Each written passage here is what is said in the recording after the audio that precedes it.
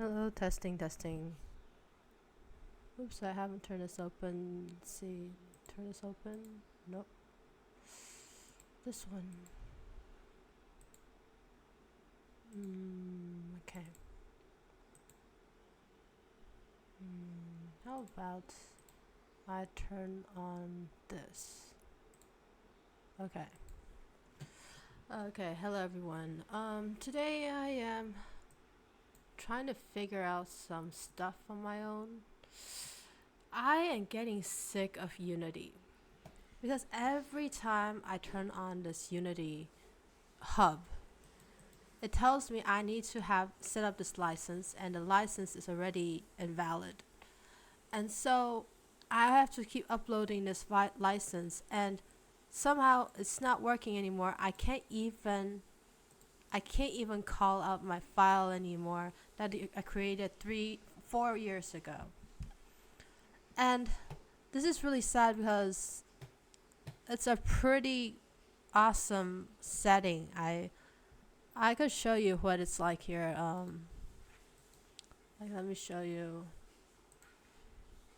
I put it in Unity projects, Kodomo one, and this is what my Unity project looked like. And I was like,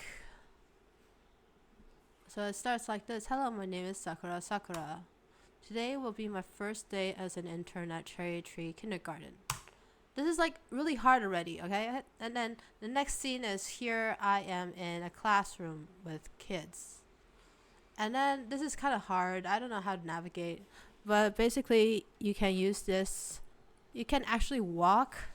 You can you can you can look at your hands moving like when you're running, right? When you're running, you can actually move your arms. And then you can first what happens is if you both go here, talk to this guy. Okay, sorry. So there was actually a selection point right here. It was like which Pokemon do you want to choose? And then after that, this guy right here had a question mark. And now after you choosing Charmander, this guy's gonna say Charmander. And then I go back here and I click on this one. It says hello, how are you feeling? That makes me happy as well. Okay, don't trust him. He's not a real doctor. Any other questions? No. Okay, so basically, all these boxes right here, I did it myself. It's not really. It's so hard and complicated. I even bought these assets, and now I am stuck with having to start over. I had to start over making this. Like, how do I make this game in a different engine? And I don't know what to do. Right now, my Unity is crashing. And, I accidentally deleted the models folder, and my models are gone. But I actually resurrected some. I couldn't resurrect this one central character right here. I couldn't resurrect this one, and I was like, this is like best I could do right now. And it's like so much work has been done here on this game here, and then now I have to start over. So I'm like really depressed. Yeah, so hold on, let me delete this. I don't know how to control alt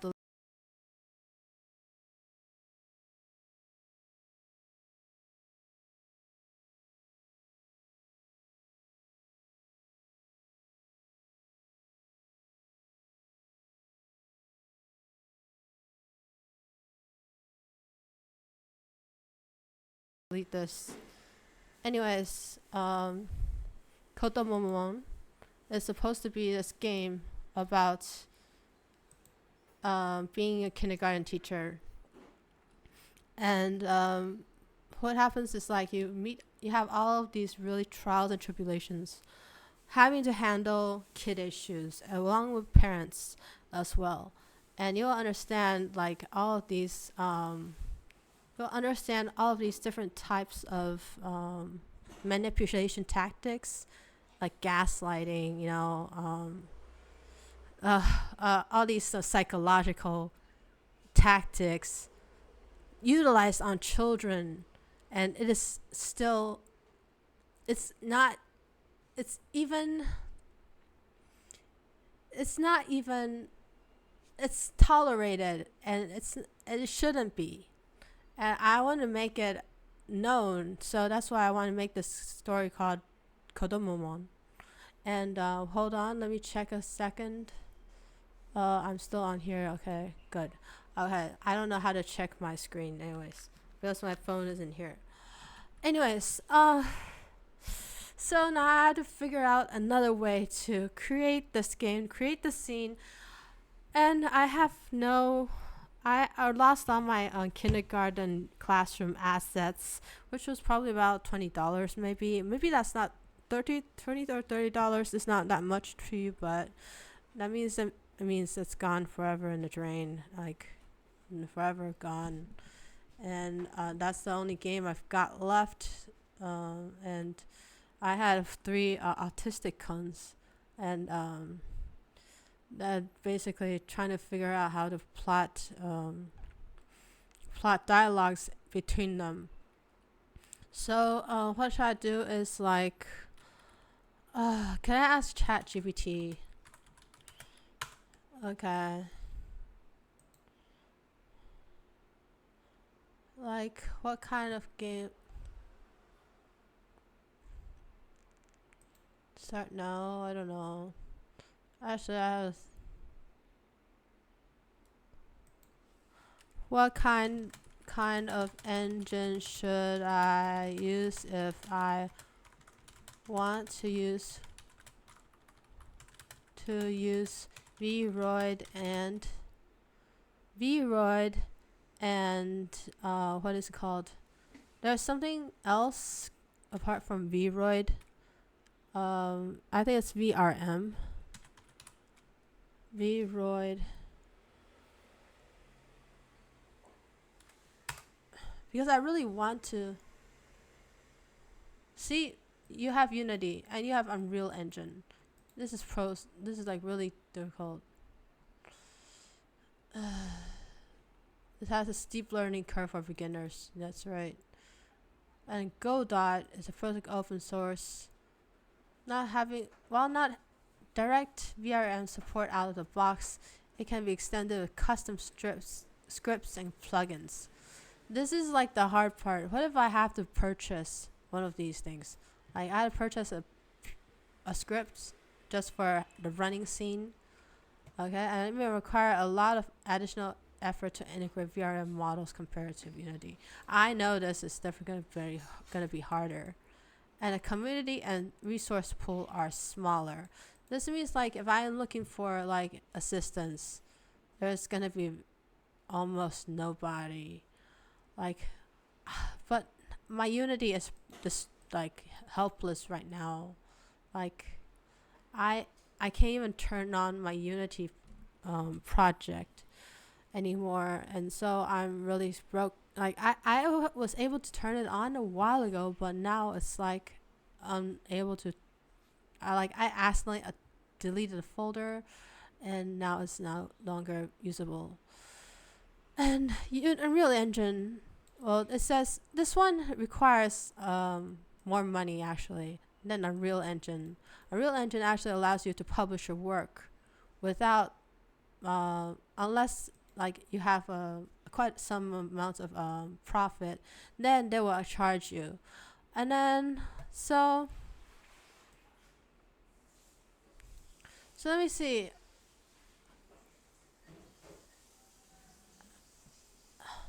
What kind of game engine?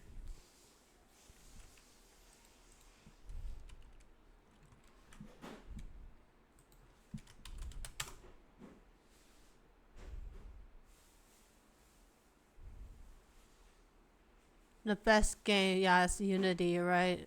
Damn it. The best one is Unity.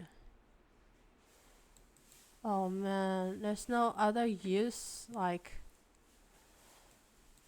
this is crazy. I want to create a new account just for my game. Just for my Unity game. And this is just like, this is the best engine yet. And the thing is, if I were to publicize this game on Unity, I will have to charge. I would be charged a sum, like a large sum of money, just to put it on a platform. And I really hate that because, like, I'm not even sure if I could make money out of the game already. Like, how come, like, I have to charge that high? How about, like, if I sell, like, percentage, like, if I make a percent this much money, you can get a percentage of what I earn. I will gladly accept that. But here it's like charging me like up to like 1,000 USD, I think. Like I don't know. Look at this Unity 3D. Okay, and it says right here, products pricing. It says $185 per month for just Unity Pro. This is like crazy. Okay, not 1,000. Sorry, it's 100. Okay, so that's okay, probably affordable, but like I still don't want to pay that much money for just getting my stuff on there. Like, I remember I used Unity Personal before, and I was able to use it on what was it? There was this website that I was able to upload, and I don't know why. Free education grant license.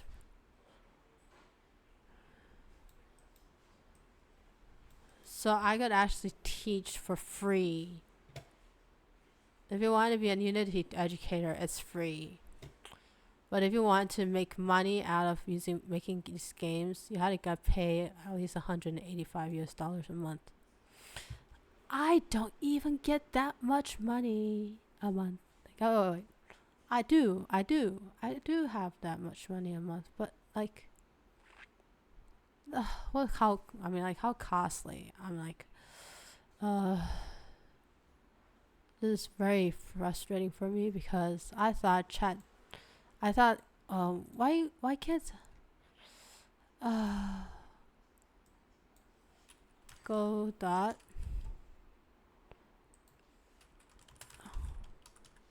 does go dot corporate vroid and vrm.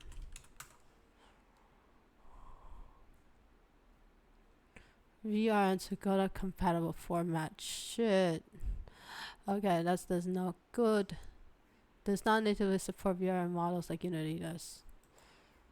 Okay, import the model in the go dot. Select the model in the go dot. This is like,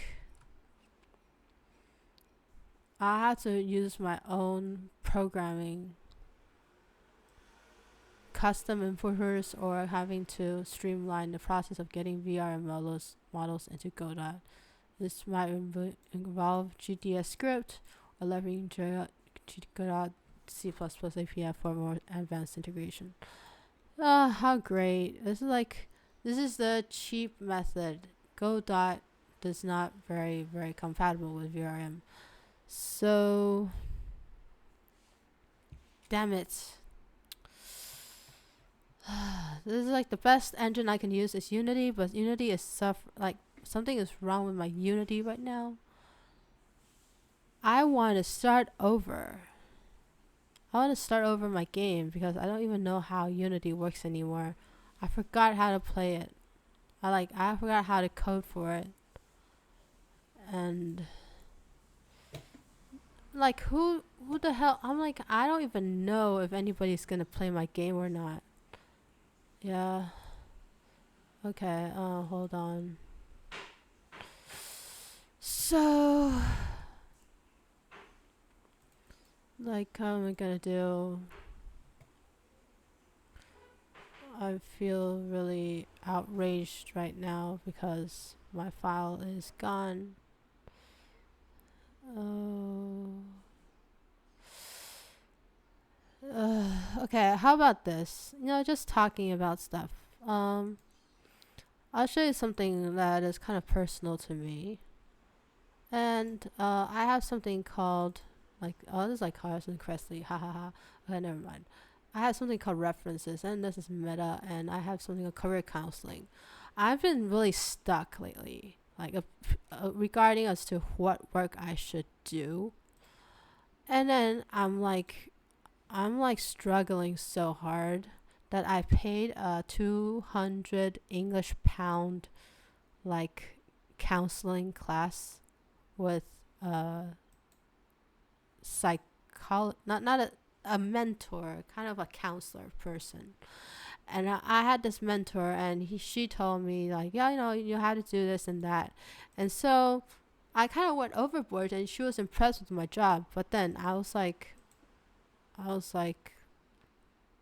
it's still my problem. It's not her problem. So she's not gonna solve it for me. I had to solve it for it myself.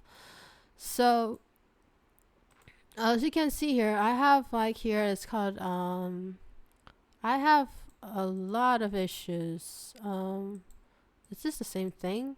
Oh gosh, this looks like the same thing. Wait, rows of jobs. Okay, so, whoops. Okay, so that looks like it's pretty much the pre-counseling homework looks like the same thing. Counseling and pre-counseling homework. Okay, I have here something here. Let me hold up. I didn't know the pre-counseling homework looks the same. Oh gosh, is the pre-counseling homework the same thing? Oh, okay. I have counseling. Maybe I accidentally saved this wrong stuff. I have no idea. Okay, I have something called passions. Passions. I want to socialize, make jokes, and do like speak nonsense, and then have. I'm interested in anime, manga, and chatting, and I want to play and have fun, and I want to heal. Like this is a real big problem with me because I have schizophrenia, and then I want to make money at least 20, like 2 million, like 2 million. Is this 2 million? Did I say 2 million in surplus? I'm sorry, it's not 2 million. I meant 20k. What 20k is 20,000, right? Okay, so wait, hold on. This is crappy for me. Open with LibreOffice, please. I have a really like something. Everything around me is like breaking. Like my mouse doesn't work really well. And somebody made fun of me saying, "Oh no, you have broken shoes and you have a broken phone. What else is broken?" So I'm like, "Oh, I don't know." I'm like so embarrassed during that trip to like the Tongue Blossom Festival. Like, yeah, okay. So I want to heal because I have schizophrenia. I want to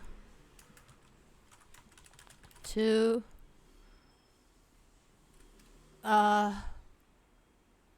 heal from schizophrenia, and like heal from schizophrenia completely. Okay. Okay, I want like, and then this part here. Okay, I want to heal, and like these are my 4 goals. So this is like my health problem. This is health. Health means really a hell of a lot of importance to me. So this one is probably the most important. I'm gonna highlight it red. Like red, red, red, red, red, red, red, red, red, red. It looks ugly. Okay. How about this one? Red. Red. And I make the text black. Okay, so that's like really red. And then I have another thing I want to do is I want to play and have fun, and I want to make money. The money part is like okay, funny. That's probably the least thing I want to do, but it's so important to survive in this economy. Like how can you survive without money? And like I don't know. I right now I just want to go out and have fun. So let's make this orange. Go out and have fun. And then I want to socialize. Make us yellow. And chat with other people. So I want to play. I want to do a lot of stuff. Maybe most of these things I can do alone. And then the third part, maybe I want to socialize because I want to meet real people. I don't want to be doing things alone. Like, this is kind of hard. Maybe these both are interchangeable. Like, maybe this is orange, this should be yellow. But then last one is like, I want to make money. This part is green. Like, this is probably the least crucial part. I mean, this is so important to find a job that I really want, but this job has to incorporate the three components. It has to be socialize. Like, I have to interact with people. Interaction. It has to have human interaction. Human interaction. Actually, human interaction sometimes stresses me out. So I really don't want to do that. And then this one is entertainment. So entertainment is more important to me. So first I need to worry about my health. Now I worry about my entertainment. Now I need to care about human interaction. And now I care about my finances. Okay, so this is like something I figured out for myself. These are the 4 major things that I want in my life. Good health, entertainment, human interaction, and finances. Like, I have no idea like what else could really work here. And I have here right here skills and strengths. So I have like a couple of skills here. So like I have really good language skills, but they're not even tolerable. They're not even no. I mean, like, they're not so good that I am unchallenged. Like, it is like I am not government official level Chinese level. Like, my Chinese level is not like government official level, but I can take the government exam. But then there's also English. My TOEIC is 980, but I'm still not very competent. Like, I already really close to like fully competent, but I'm like, nobody would take me as seriously as a teacher because I'm Taiwanese, and everybody thinks that foreigners should be the ones teaching English, not the Taiwanese people.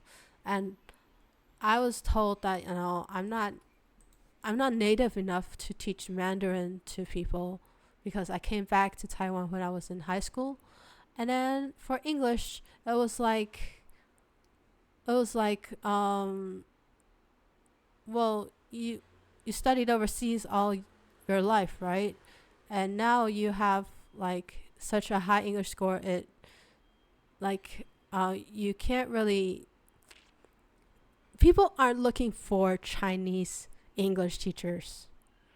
They just aren't looking for them. They look for people who are foreign looking, and this way they would be able to sell that look to the students and parents. Like, they will say, oh, this is a foreigner, and so their English is much more professional or much more original, not original, like more native speaking than your average Taiwanese people. So I'm really, really shocked here because I, as a kindergarten teacher, was not allowed to be teaching English. Like, I could not get an English teaching job that pays a hell lot more. And then there was like a huge gap, huge demand for kindergarten teaching. And the kindergarten teaching, like, the pay for kindergarten teaching is like so low.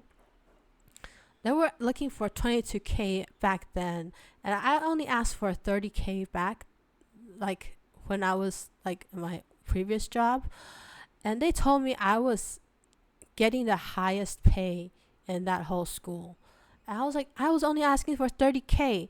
Like for other if you go to stuff like Starbucks or like some kind of cafe, they even charge 36K at least.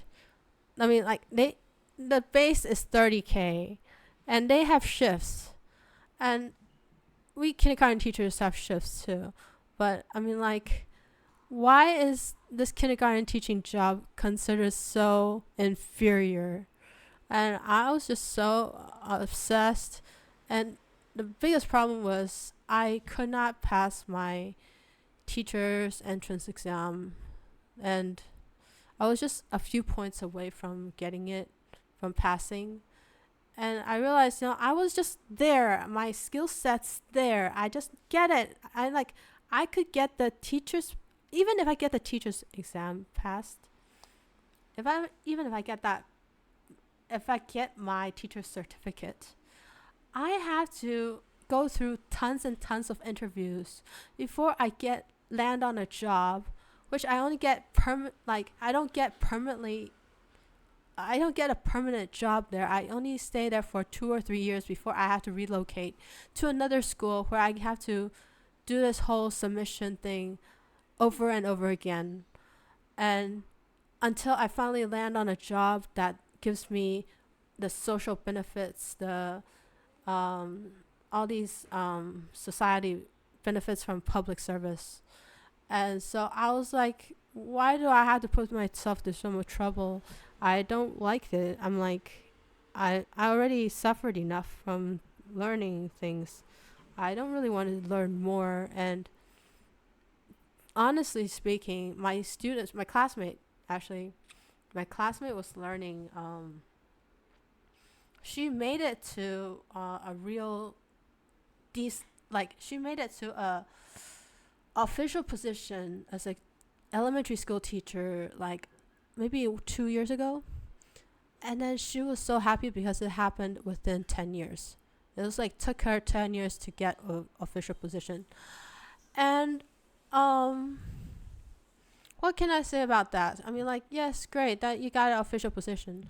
And now, so you won't have to worry about retirement. Your government is going to fund your retirement. And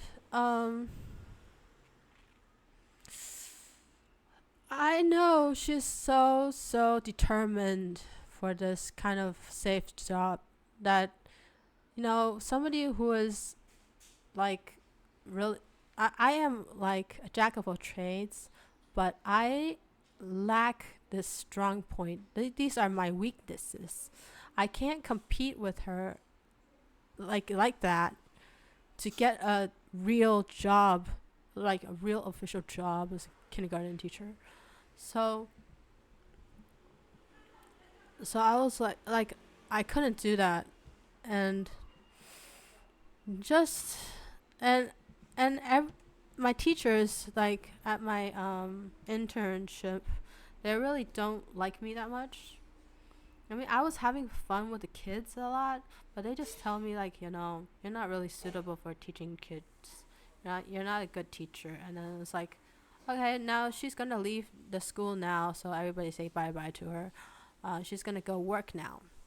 And that was like the most heartbreaking thing that happened to me, because I really enjoyed like spending time with children and listening to what they're thinking. And this is what they dislike about kindergarten teaching. I mean, like the kindergarten teachers there, they want authority over the children, like dictating them what to think, like exactly what to listen to. I mean, like they want them to be like, they are like dictators. They want them to do whatever they command them to do. And the point of going to kindergarten is to give them work, the endless amount of work, so that they have no time to do things that they like get into any trouble.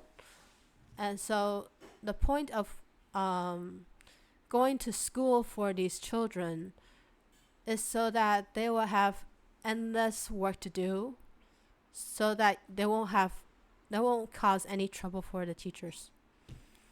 So the just keep them occupied. That's the whole point of kindergarten. It's not about what you teach. It's just keeping them occupied. And this is like this is what I think is like it's so like prison. Like all these children, you're forced to do writing at a very young age. Like maybe at the age of 3, they're already learning how to hold a pen, and then they're already learning how to they're already getting ahead, learning phonics and even Chinese phonics as well. So I was like, I really dislike kindergarten the way it is because nobody wants a late start. Everybody wants their children to like get a head start on everything. And so the teachers would just like the school itself will have to pay attention to the needs of the demands of the parents. And that's why they will just send them to all English learning environments. And then the children will be like all paranoid and like really uneasy and feeling like there was this child who was like very she was like very timid, and she would just not be comfortable in the classroom. And I felt really sorry for her because I know she needed to speak, and here we were forcing her that in order to communicate with us, you need to speak English. We're not going to communicate with you if you speak Chinese. And it must be a really frustrating, it must be really uncomfortable for her. And I really hate it. Like, there's so many ways you can, like, there's so many things you can talk about just by learning one language. Just by one language, you can talk about all sorts of things. But now, think about having to learn a second language. And now, with the second language, you have to learn, like, the names of all these planets. Like you're stuffing information in their brain about like stuff about like this like the planets, about the weather, about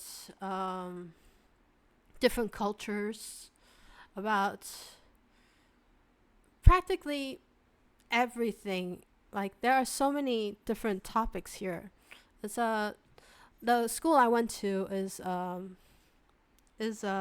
do you call it? It's the it's I forgot the name of it, but it's like a case study. A case study. So each lesson is like a case study. And so we would have these I forgot the name of it. I'm sorry, I forgot it. But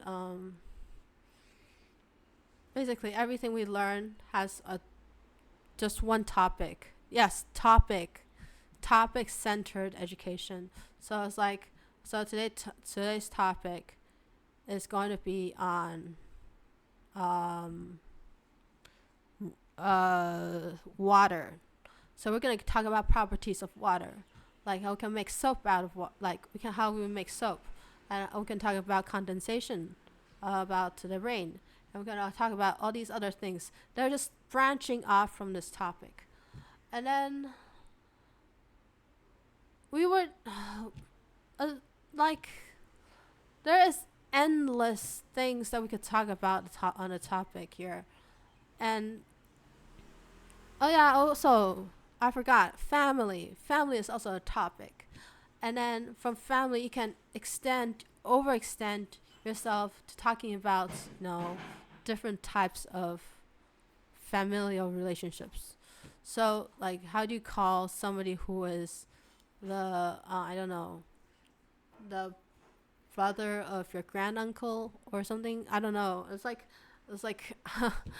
all these kind of things that like really they're not that so important to me, to be honest. And these things you have to at the end criticize, like you had to at the end make reassess the abilities of children through your teaching. And it's like really problematic for me because like how would I test these children, and like some children really aren't there to learn. They just don't want to be learning there. They just want to play. And that's the whole point of, like, that's what I think kindergarten should be about. Kindergarten is about making friends and playing with each other instead of like having children individually do stuff on their own, like writing and writing and writing, or like working on their motor skills, or like the Montessori method of like working on different gadgets. Like, I really hate Montessori. I really dislike it. They think it's like a really smart and like really smart education system. But because what do you say this? Google was founded by two guys who were from Montessori education. Like they were in a Montessori kindergarten, but I don't think that is the foundation of their success. I think the foundation lied in the fact that they were playing with Legos together. So I have a really big concern. Like and then the people, like, even right now, when you're teaching like Legos to kids now, because of this reason, like Legos became so popular. Now they're like teaching kids to make their own Lego sets, and they're not allowing kids to work together and build some empire. You know, they're not they have to build their own empire on their own instead of like collaborating. And just like, what the hell? I mean, like, I don't like this kind of education. Like, everything is like, you have to assess them, right? But how could you assess them if they're collaborating with each other? You can't say, oh, this person is better than someone else just by seeing how somebody has performed with, like, you understand my point, right? If somebody collaborates, like, you can't tell who did what. And that's the biggest problem because they want to know how well their kids are doing at school. And this is it just blows me off, like blows me away. Like, and this is like, I have like about 2 years of kindergarten experience, teaching experience under my belt, 2 to 3 years actually. Not just, this is excluding internships. For internships, I probably have 3 or 4, or maybe 5. I'm not sure, but I felt like I have seen so much in kindergarten that I really dislike. That I felt like if I have a kid, I would not send my child to kindergarten. And so I wanted to make this game called Kodomomon, which is about how these kids are handled at school. And you get to see all these really tricky things that the teachers do to kids.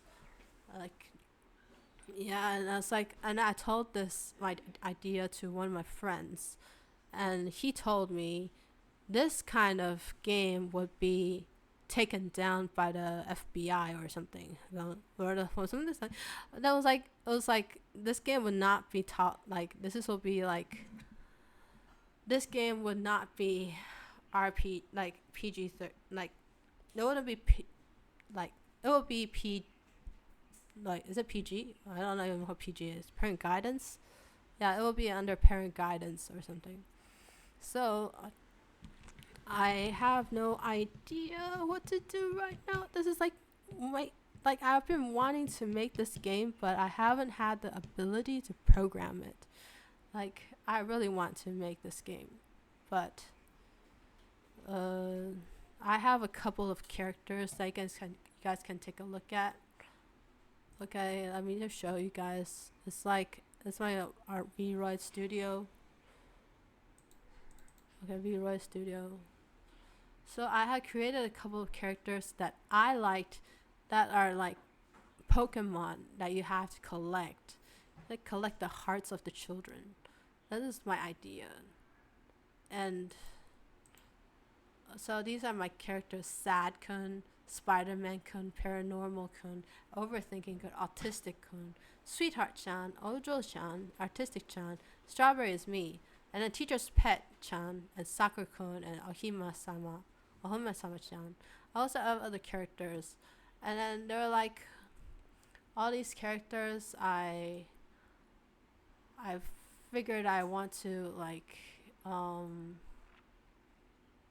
make mod. These are all models. Like for us, Sweetheart Chan is one of my. She's like one of the sweetest girls in the classroom, and she's the first one to tell me like. She's the first person to tell me like I liked you from the very start when I first met you, and that was like the most heartwarming thing I've ever heard in kindergarten, because I thought I was doing a bad job as a kindergarten teacher. So this is wait a minute, hold up. Okay.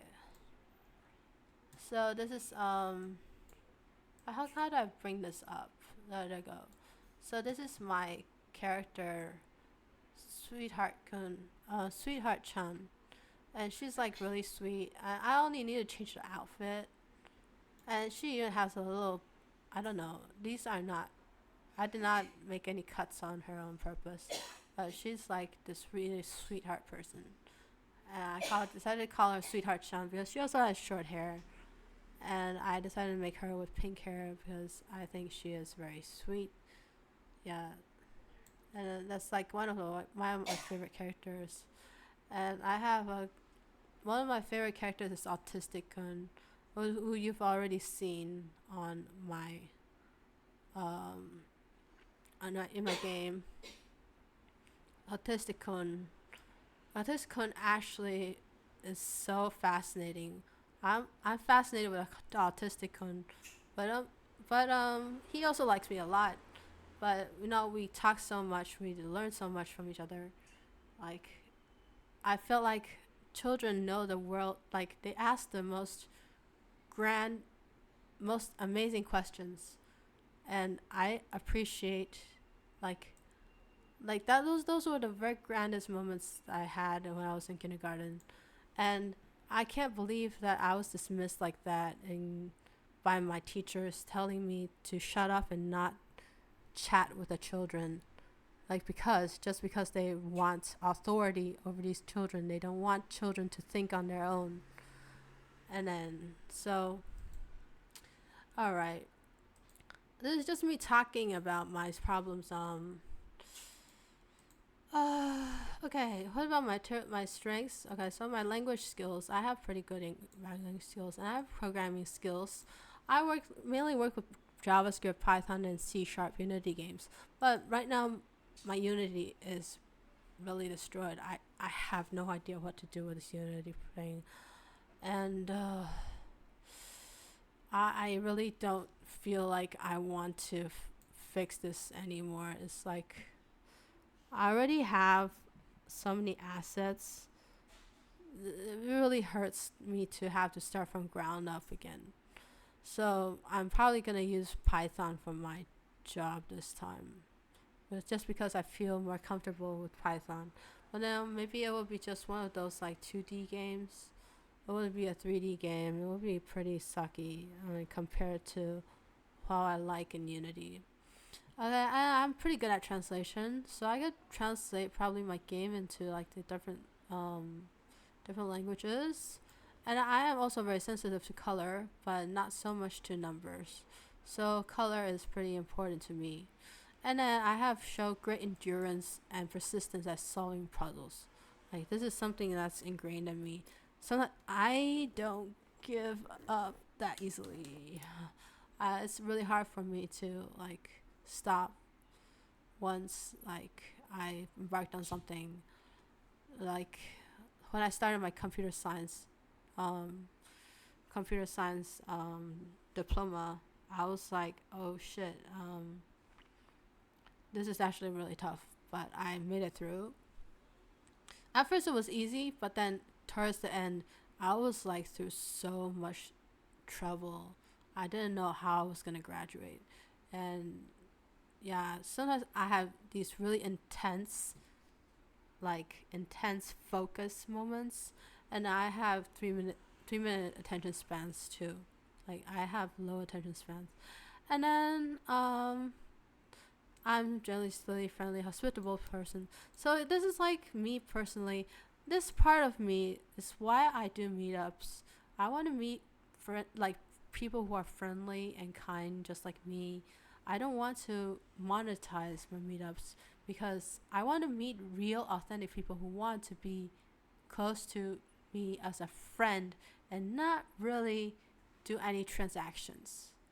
Because I want to meet someone who was willing to be by my side and to get to know me and to like, hey, get to know each other and make friends with me instead of just only showing up once and disappearing forever for the rest of the year, like I mean for the rest of life.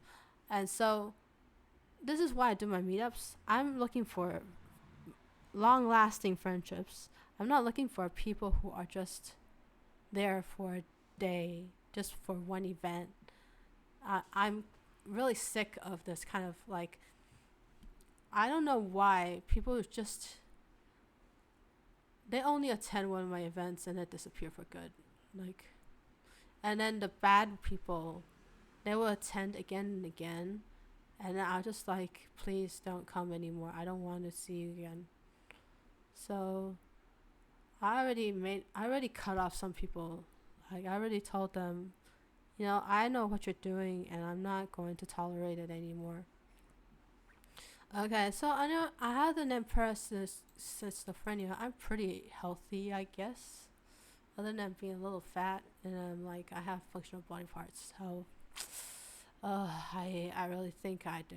Yeah, I think I'm better than, it's better than nothing. Like I actually, yeah, I don't know about my next life, but I'm like right now I have functional body parts. I can do stuff, and so I'm actually, most of the time people say I'm really accountable and responsible, especially in childcare, because I only missed one time of I only missed one time of forgetting to deliver medicine to one of the children, like forgetting to feed medicine to one of the children. So I never missed a single time. So I think most of the time I'm very accountable and responsible. And there was this other teacher who could not handle her job properly. For some reason, I was the one who got laid off and she stayed. And it just doesn't make any sense because the teacher told me, hey, uh, I I mean, I told her honestly, hey, I'm having memory issues. I keep forgetting to, like, I remember 3 times that I need to feed medicine to this particular kid, but then I forgot so many times again, till the third time I remembered and fed this kid. And because of that one account, I told I told the manager. That manager told me that I need to take a break from work, and I wasn't even given a time frame to look for a different job. I wasn't even given money, custody. Like I was not given any. I was not given any money for finding a different job while I am like I'm not in my good health. So, so I was like, one of my teachers told me that I'm really not smart enough to have known my not smart enough to know my rights as a kindergarten teacher. And I was like, okay. She actually she thought I was a really bad student, and I wasn't. I was one of the very, very hardworking students, and she thought I was one of the bad ones who failed her class. I was like, I never failed your class. I was like, oh, I can't believe it. I gave her such a bad impression, and she never remembered me, even though we had the same surname. And I was like, well, darn it, she not really, she really forgot who I was. Okay, and I get along with kids most of the time, so really, I'd rather be with kids than with adults. Especially like people who are so management oriented, like they want to manage other people. Those people really need to chill out. Like I don't want people who have to keep managing others and making all these rules and regulations. This is my biggest problem. And I have I'm always usually open to learning new things, except I have a shadow of burnout, which like diminishes my motivation. Like I have so many burnout periods, and now I can't hardly read a book without dozing off. Like reading takes a lot of effort from me now. I even if I like if it's not something I have to use my brain, like if I have to use my brain to understand something, that's probably going to doze me off. Like I'm not sure. Well, why would I doze off reading a book? I don't know. It's just like it's static, so I can't stay focused at all. And then I also used to do a little bookkeeping of finances so I don't overspend. I have pie charts to monitor my spending habits. I just keep bookkeeping on big budgets. Now this is like before I was like really nitpicky. I have like I had like pie charts of like all the types of stuff I spend money on, but I'm not gonna show it to you. Okay, now what's gonna pay well? This is like the third part. This British counselor told me. I was like, okay, what do you think is gonna pay well? So now I have like these things that I've written like back then. There's NFTs, YouTube automation, piano, dropshipping, shadow integration, gardening, ClickFunnels, writing workshop, hospital and mental. This is like these all don't work anymore. Like I am not going to hire people to make YouTube videos for me and then spend all my cash letting other people manage my YouTube channel. That's not gonna happen. And then NFTs. I already created a lot of NFTs before, and they're gone for good. I don't have my code anymore. It kind of sucks. And then my piano. I actually this is what I did. I spent so much money on piano. I spent like more than 1,000 or maybe 1,200 USD on piano, or 1,400, or like 40k Taiwanese dollars. I know, it's like I couldn't believe I spent so much money on something that I already knew. And then there was this drop shipping course that was like 997 USD course. Like hell yeah, I'm gonna spend money on like some course and then start selling stuff and that people don't need, and I wonder why I'm like low on budget. Like that's not what I want to do. And another shadow integration, which I had a friend who is Christian and he told me not to learn this, but I feel like this is something I really need to learn. Like this is something God doesn't want me to touch, but I feel like shadow integration is like I have a really lack of understanding of my personal shadow. I really don't understand what's the actions behind my motivations. So am I lying to myself most of the time? I don't even know if I'm lying to myself. I I had to people. Some people had to tell me, you lie, and I was like, wait, am I lying? I had to check on myself. I don't know what I'm thinking. I was like, wait a second, are you like, is this actually true or are you gaslighting me? Yeah, so I'm like really confused all the time. I can't really figure out how the shadow integration, shadow work works. So this is something I think I might be interested in, but might be kind of dangerous to my mental health. Okay, and then I have gardening. I bought this gardening kit. I actually figured out how to do one is pots, like these autofill pots, so I don't have to worry about watering my plants every day. So it will be automatic.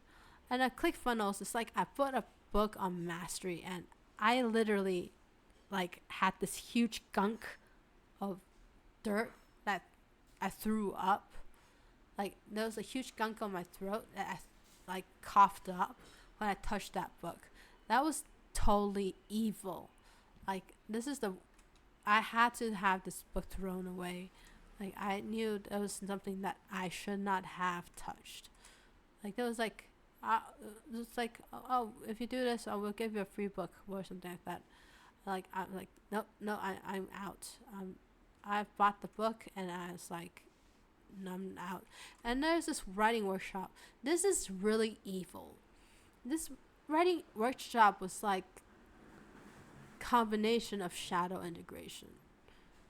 And I had this period of this really scary period where I was like,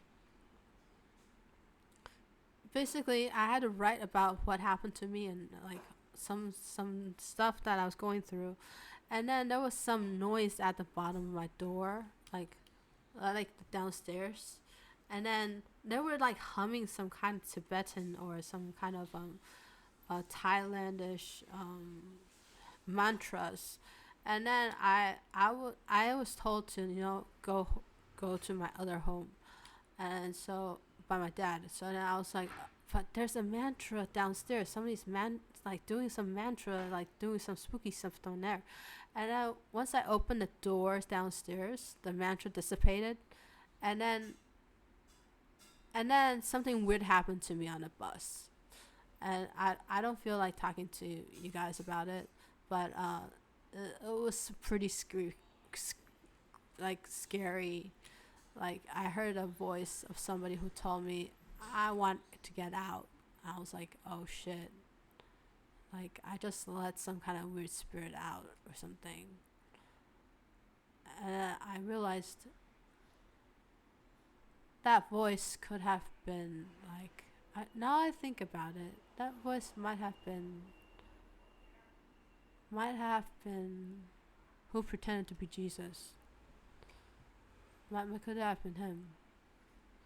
Because that voice is a woman, and it was like very, very soothed to listen to. So I'm not very sure about what exactly happened, but I am like this at this crossroads here, like. I just had somebody told me that Kanzeon is an evil deity, and it was like, wait, my family worshipped Kanzeon, and then you're in my house and you're telling me Kanzeon is evil, and you're saying, oh, Jesus is the greatest God, like the biggest and greatest God, hallelujah, and I was like, what am I supposed to do? I mean, like, I converted to Christianity, and then I had to go through all these crazy things, like. I wasn't getting healthier. I was getting worse and worse and worse till that last moment. I brought the Bible to my chest and stopped Jesus from, I don't know, whoever it was, stopped that person from putting his hand on my chest with the Bible. And that was when he got so angry that he kicked me off. Like he threw me down. And after all, I was flying. Suddenly I was flying, and then and I realized um, I could talk. And then Jesus then split bodies with me, split in half, and then tried literally to kick me down while I was flying.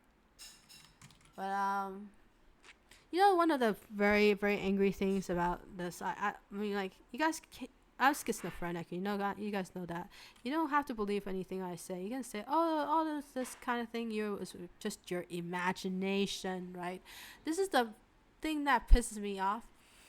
I went to a clinic yesterday. That clinic is for psychotherapy. And I asked them, could I have a psychotherapy session? And they told me no. Unless your schizophrenia heals, then you can have a psychotherapy session. I was like, why? Why am I denied of a psychotherapy? It's like, because it has low CP value. We can't let you talk about your your delusions, and then, like, basically, I am not allowed to do psychotherapy just because I am, like, schizophrenic. And that is the most ridiculous thing I've ever encountered. I felt like this is really stupid. Like, because they don't want, because they think it's delusional. They think it's not gonna work. They think it's all crazy. They think I made shit up because of all my imagination. And I just can't believe it. It's not my imagination. I'm actually experiencing things. It's probably from another world, but it doesn't mean that world is fake. Or I had to choose between two worlds, and I had to choose the world that I want to live in, right? So I am actually, I don't want to, like, diminish any of these worlds. I mean, like, I'm a win-win type of person. Like, one of the worlds, like, my other world wanted me to be a vegetarian, so right now I'm being vegetarian. Like, I'm not doing anything. Like, I try to be vegetarian most of the time, but it's like, it's not gonna be like, I don't know. Why was I punished? I don't understand. Why was I punished for being so, like, I was so obedient, and I got punished for it. And that just doesn't make any sense. Like, why should I follow a particular, is it a cult? I don't know. Particular religion, or a particular like, I had to believe in something, and then I have to go through a ton of shit. Like, what is the point? Why am I getting punished for it? And why did I lose my crash seal? And then, like, I know why I lost it. It's because I slept too much, and it was causing a lot of screaming and shouting and all that stuff. And they removed it from me, but I want it back. I earned it. It's not, I don't, I don't know. It's just like how it is. Yeah, just anyways, all these jobs, these are pretty shitty anyway. And then I don't know what's gonna pay well. Like, even doing YouTube isn't, YouTube, you have to YouTube itself, you had to get like 4,000 like followers, then you can get monetized. And then, for some reason, my YouTube channel is probably shadow banned. I don't know what happened, but suddenly I got so little views, and I had this one particular video that suddenly had 300 views in just like in less than a day. And then there were these messages at the bottom, like the point, like they were scoring. They were telling, like, all these they were sending timetables, like timetables, like where I started singing. And I was like, wait, they only came in for 10 seconds and then left my song. So they didn't want to hear me sing. So I have no idea what happened. Why did I suddenly get so many views? And then they did not want to hear me sing because there was a message underneath the YouTube video that told exactly where I started singing. And so I was like, oh, what is happening? Like, how does everybody know about me that I don't know about myself? Like, why is everybody treating me like this? And I'm like really angry, like how I'm not like getting a lot of jobs that I should have gotten.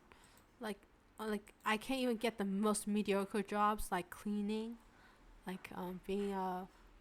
I can't even do what do you call this?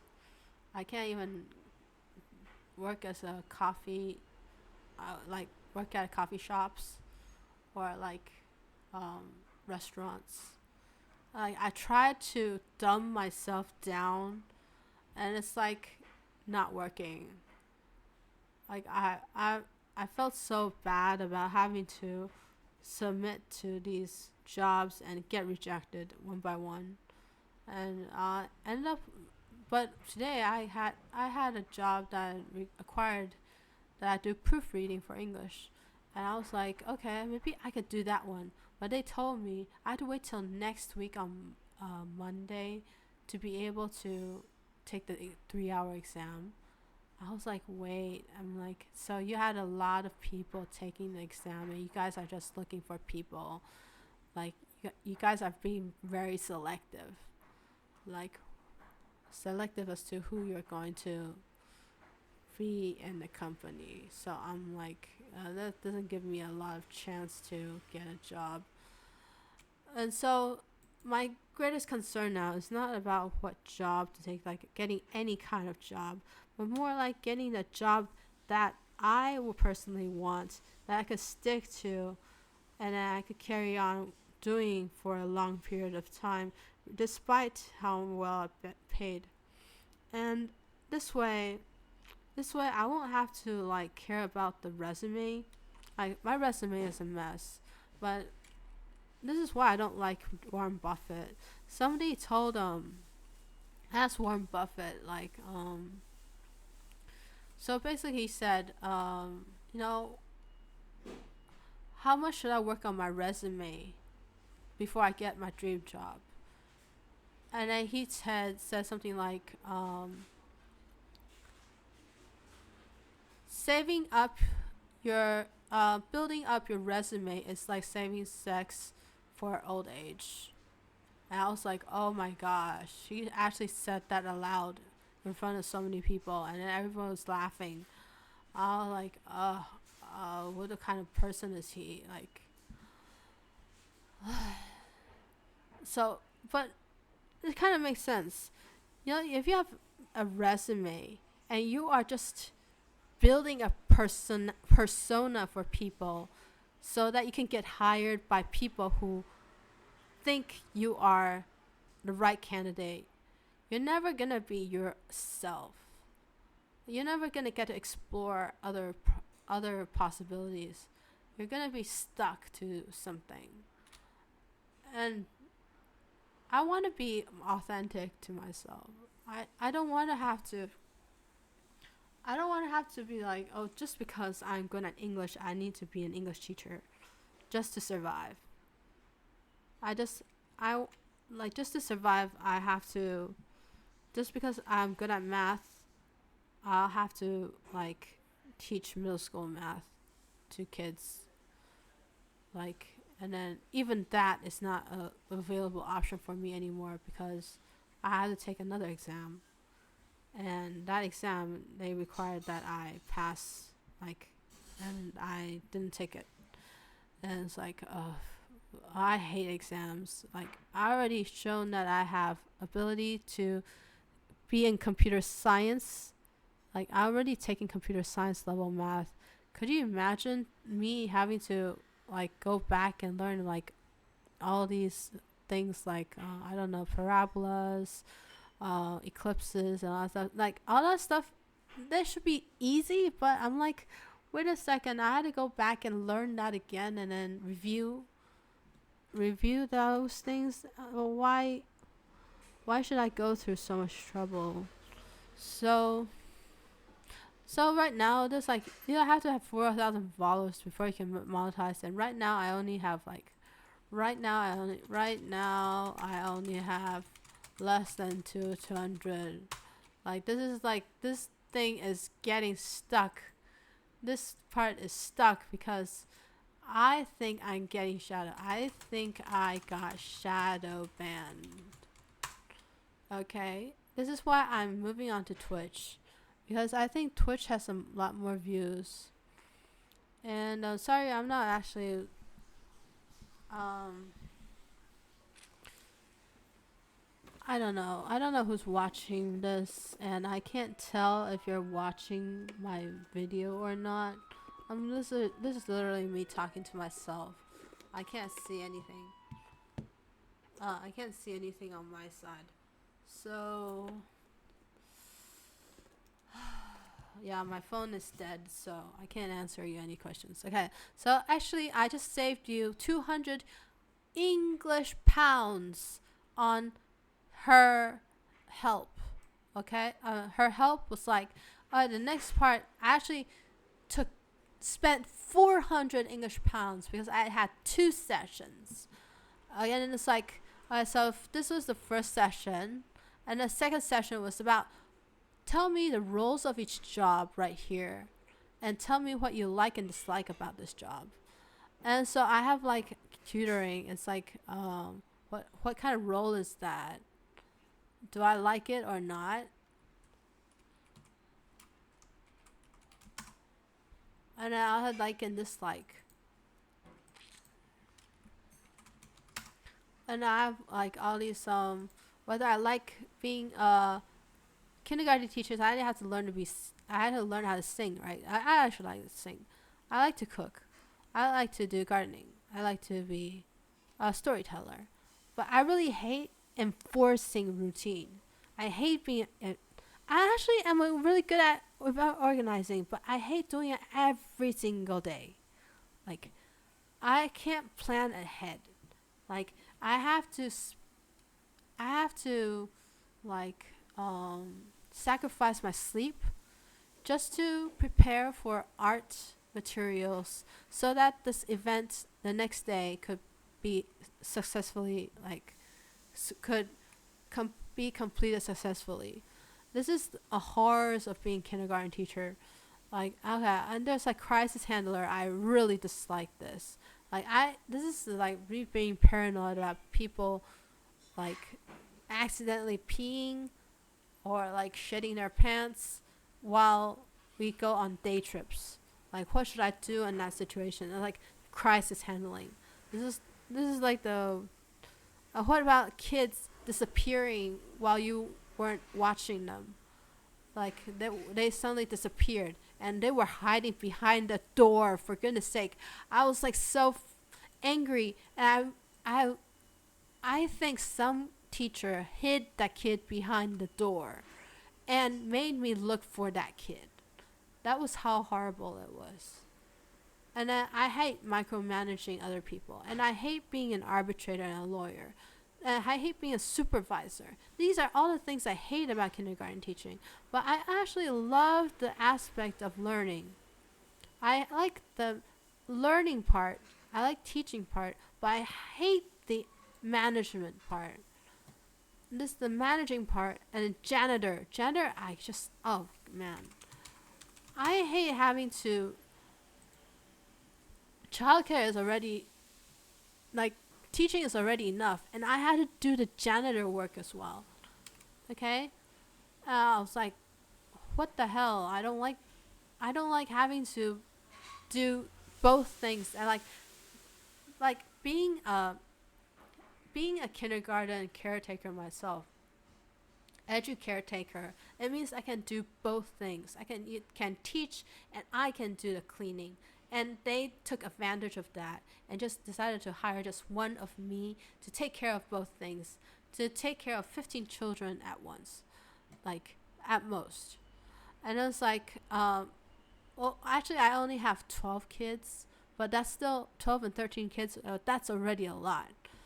And then, okay, now there's the thing. So kindergarten teaching really, really stresses me out. But people were telling me, yeah, you probably should go take that exam for teacher, for official teacher teaching. I was like, what's the point? I Even if I got the teacher certificate, I'm going to have to go to every single.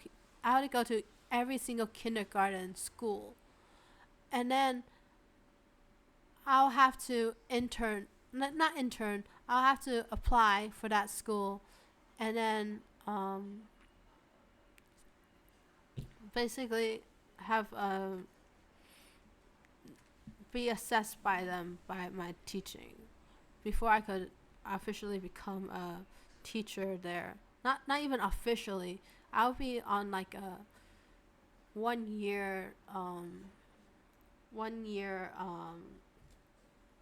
what do you call it, contract, and I wouldn't be able to be there longer than that before I have to transfer to another different school. And it's like, this is like really life threatening for us kindergarten teachers. This is what I hate about kindergarten teaching. And then you have and the why are we so like, why is kindergarten teaching tests so hard? Like, why are they teaching us, like, why are they assessing us and all these psychoanalysis stuff, and then like all this psychology, and then all these educational management styles, parenting styles, and how do you call this? All these classroom management. Did I say that already? Okay, so and all these history and how to write teaching plans, and basically come up with of all these philosophies of education by different like John Locke, like who was it? So, do you wish to learn by doing things, or do you want to like force feed people all this information that they don't need?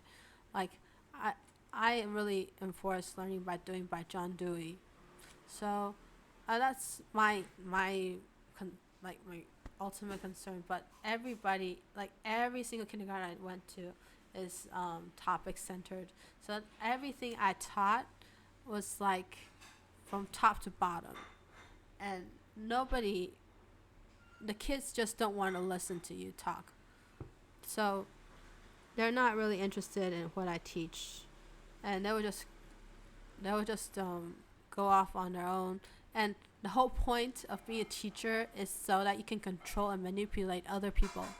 And then so if other, like my managers, saw me this happening, they would start criticizing me. Hey, why didn't you call this kid, come back and sit down? Why did you let her go off and play with her own toys? Because she's not interested.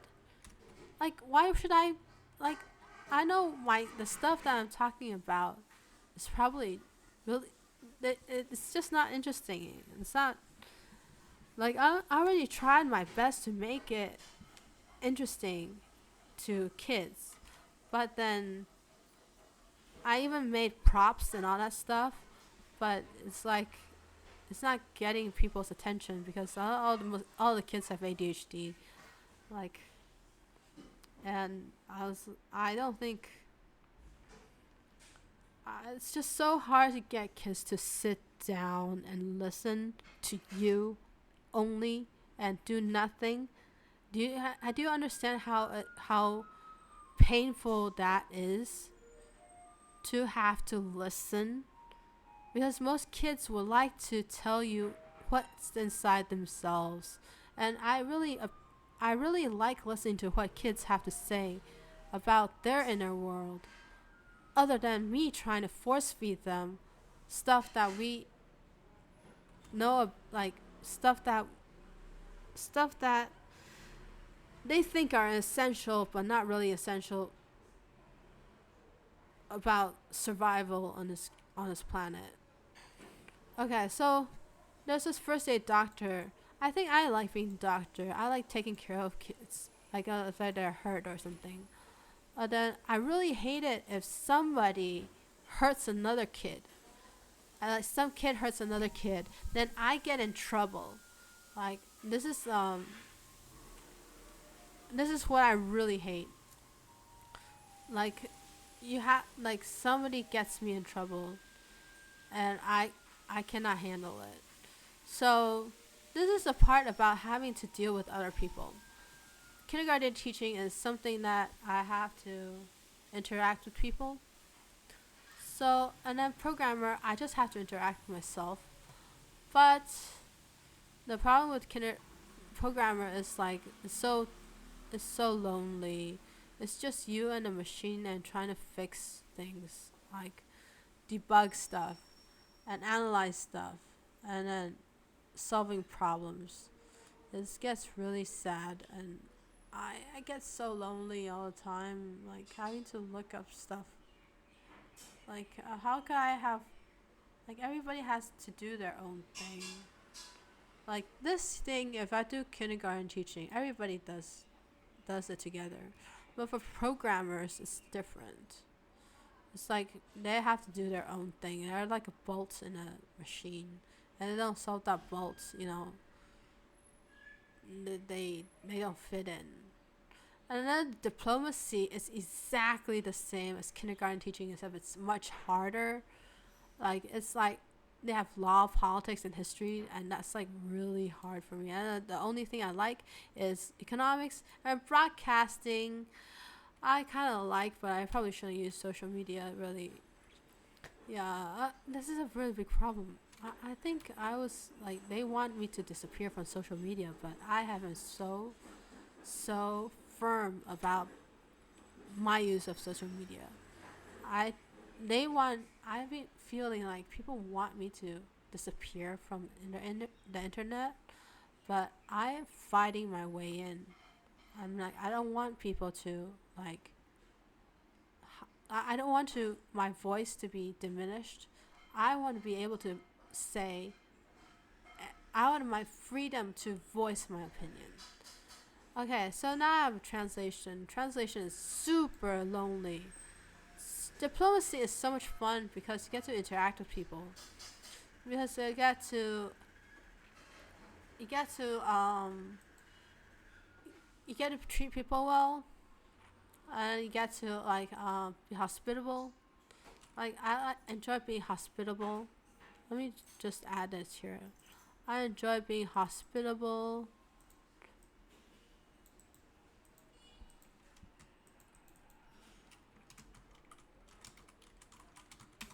This is something I extremely enjoy. And in translation, this thing is really boring. I mean, unless I translate it in person, I wouldn't be able to. I wouldn't be able. Wouldn't not be able to be in contact with other people. Okay, and then there's fashion designer. Fashion designers are so lonely. Like everybody's doing their own projects, and I don't know. I mean, like when you find a final product, I don't even feel excited over what I make because it's not even what I imagined it to be. I have such high expectations of what I want, but I can't make it. And that's the biggest problem. There's like a huge gap. So this one, there's like I have a huge gap. Have a huge gap between my expectations and my own abilities. It's like not very fun anymore because I can't even wear my clothes. And then there's Mandarin teacher. Now Mandarin teacher like pays me a lot. It's like 500 and wait 500. No, $50. $50 for an hour. I think that's really really great. Except you had to come up with a lot of resources on your own. Like you had to come up with a lot of your own work, a lot of your own what do you call this? You had to come up with your own resources, like whether it's a textbook or whether you want to have a class regime, or you had to come up with your own lesson plans. Everything is done alone. So this one is not too bad. This one I have to come up with my own lesson plans. I have to come up with my own lesson plans. But I am too far from being a government employee. Like the government employee actually has at least 60%, and I have like a 30%. Like the passing grade. Okay, actually, out of 100%, most employees will have like 60, and my grades are so low. It's that's like a 30%. So I know I'm not a government employee material. An entrepreneur. I have marketing and sales. I don't really like selling stuff. Okay, I had dog food catcher right here. I don't really do not really enjoy selling stuff that people don't want. That people don't need. Do not need. It makes me feel like a pushover. Okay, and then marketing tactics and strategies. I hate strategies like buy one get one free, or like tiers and stuff, because I feel there are scams.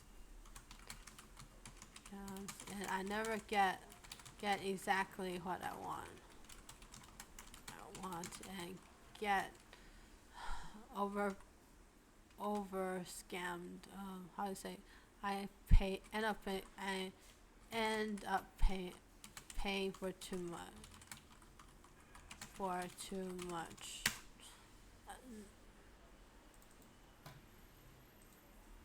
That I don't even end up not end up needing or value too much. Okay, a comic artist. Okay, I extremely like being a storyteller, but as an artist, this artist job is too tiresome and lonely, and basically, you know, it takes too much effort. Takes me an hour to finish one page for some crappy art. And then I have a storyteller. I love this part of storytelling and making sense and making sense of a story, sense of a narrative, and engaging to my audience. Except I don't really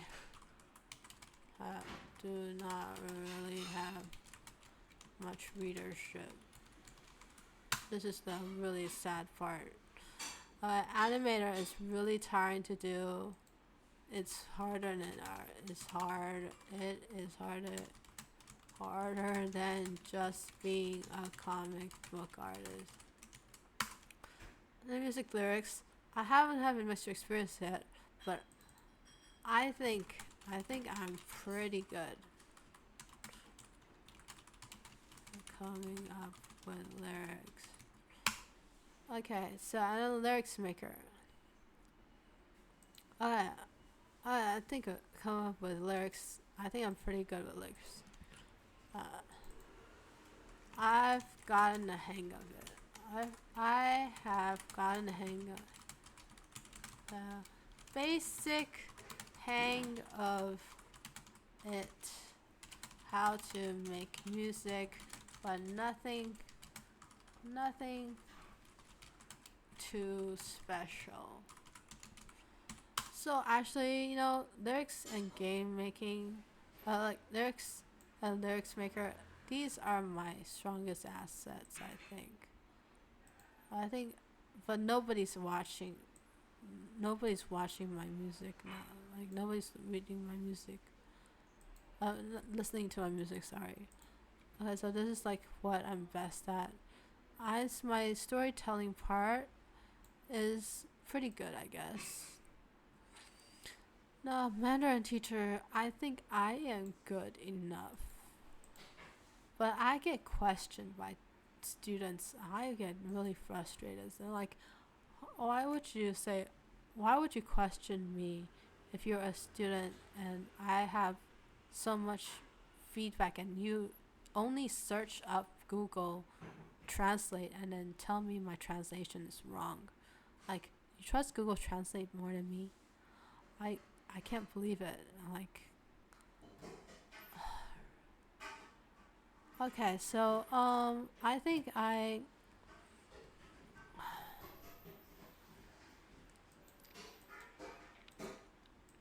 really like artist, but artist is probably orange.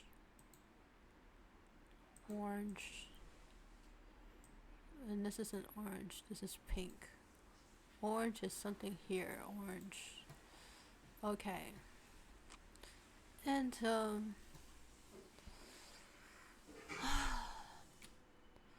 actually, I have a feeling I'm gonna be a I'm gonna have to make games anyway, but I like being an innovator. I have done this a couple of times, solving other people's problems, so I think this is a plus. But I am not that sophisticated enough, so I'm gonna have to make myself a little lower. Like, I'm not an expert I'm not an expert when it comes to programming. When it's system analysis, I just totally suck at it.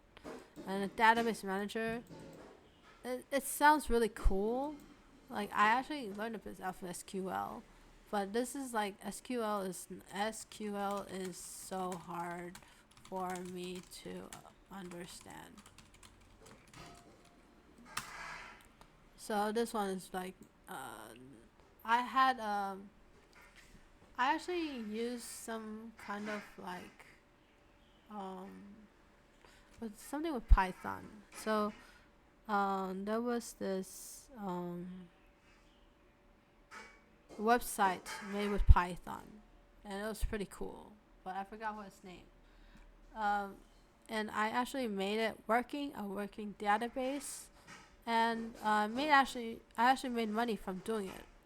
But it's so hard and frustrating because the database keeps crashing, and so I never had an official book on how to handle like these type of emergencies. So I had to start over and then make it out from scratch again and again and again. So normally you probably want to have a good book to read. Normally you want a good book on this topic before you actually you want a good topic, like a book on this topic before you uh, dive deep into making the program yourself.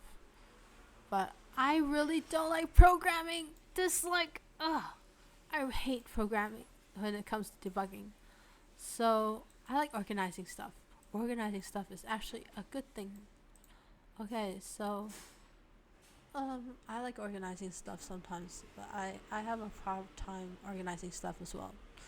I love problem solving, and I think I can do games, except I don't really know how to do it. It says I shouldn't program anymore because I already had this bad experience with programming.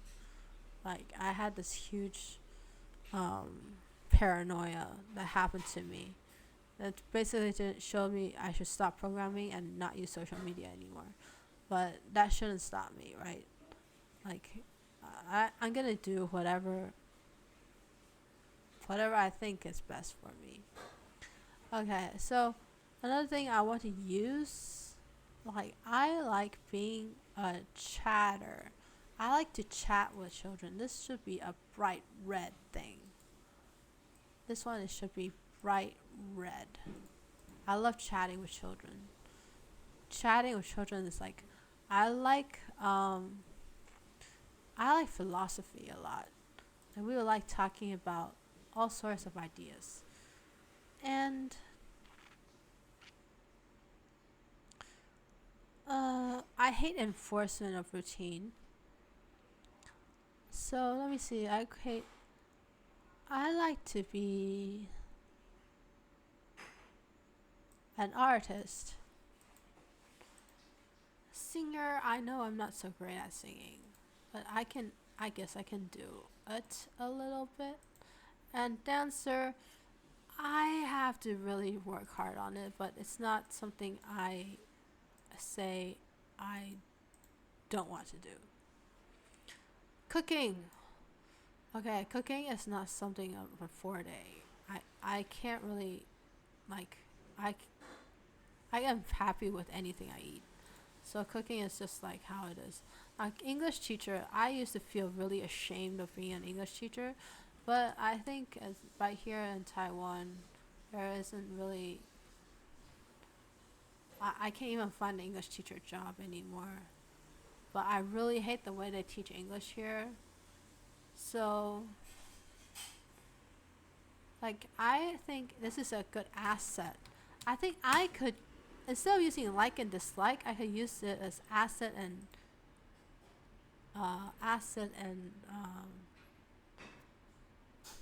what is the opposite of asset?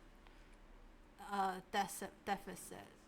So I think this is an asset. Me being an English teacher is an asset. And I really like gardening. I don't really like gardening, like getting my hands dirty and stuff. But I like plants. I like plants. I like learning about different plants. Because different plants have some like they are have because they have healing powers. Okay. And I love storytelling. Storytelling is so much fun. Like I have kids listening to me like come up with random shit all the time. And I am not a good counselor. So I don't think I like to give people advice. I really don't. I don't think I'm the type to give advice, but maybe can provide some comfort. very rarely, I think. I don't. I think I have. I think I don't. Do not have too much empathy when I am in a room with 15 kids all demanding my attention.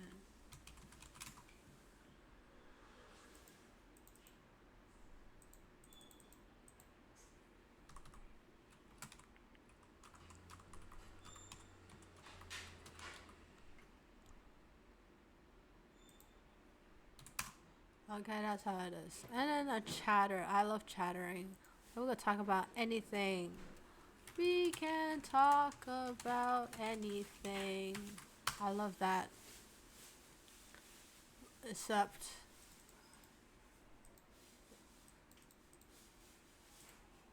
except scary stuff. Please don't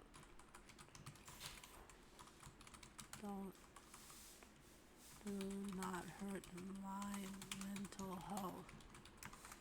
Okay. So I'm really this is like my positive person type of like these are the things I like about being like these I am definitely not a lawyer. Not a manager. Crisis handler, no. I like being observant. Observant is pretty cool. But I think I could make it I'm not that observant like I can't really evaluate. Can I evaluate? I'm not very sure. I think I might be a little biased. But I have kids that I like and kids that I don't like in my school. So I don't think I'm a good bias. I think I'm a biased evaluator. So, dancer, singer, artist, cooking. Let me see. Philosopher, storyteller, chatter, innovator, organizer, problem solver, game maker, Mandarin teacher, artist, storyteller. Storyteller has appeared several times here already. So I'm definitely a storyteller. I like to tell stories. And I also have an artistic talent here. I do music. I also make lyrics. I had to combine everything together. Like, what would I be? I have no idea. And I have, okay, so I'm thinking about like, I can make,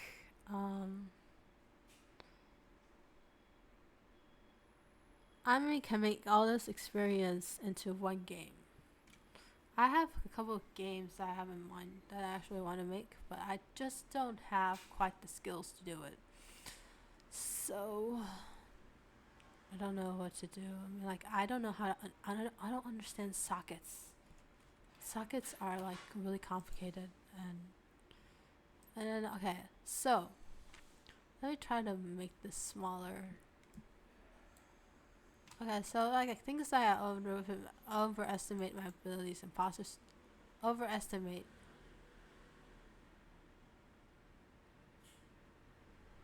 I have imposter syndrome. Things that I underestimate and think what I can do on my own. So I have these like things I can really. So I have imposter syndrome when it comes to making a game of my own and making my own software without debugging issues. And then my English and Chinese are not really good enough, and my arts suck. I can't really pass the teacher's entrance exam, and the tests are costly and probably not worth it. The programming tests, assessments are costly and not worth it. I'm not good looking. I'm fat. Okay, I'm not really good looking. I'm fat, but I can work on it. And then there's my music is decent, but I can't play in person. This is a really hard problem for me. I really want to be a street musician, but it's hard. And I can trans moderately, but not really good into Chinese. And then I can take care of group of people. This is really my asset here. I don't have a permit to what do you call it? I don't have travel. What is a tour guide? I don't have a tour guide's. I don't have a permit to be a tour guide. Do I have like? I really don't want to have to be a tour guide because I had to learn the history of stuff, and I really hate memorizing stuff. Why do we have to have like these papers that have to distinguish who we are to be able to do that stuff? Like this, not making any sense. Like I can say I'm a tour guide when I'm doing meetups, but I have to say like I am a friend of someone and I'm just taking my friends over to this place and just showing them around. I can't say I'm a tour guide at all. Yeah, so I didn't really want to be an English teacher, so or do art. That's the very beginning. I just felt like I wasn't just because I know from what I felt was like because I felt I cannot money from art, and it's so innate. It is so innate.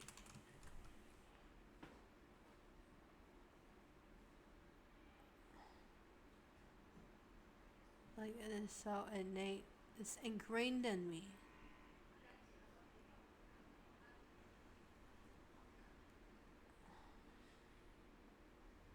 I don't want to be an English teacher. I don't want to do art because I cannot. I felt I cannot go from art, and it's so innate, ingrained in me.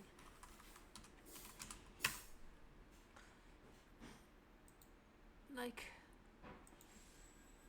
like, it's like I've been doing art for so long.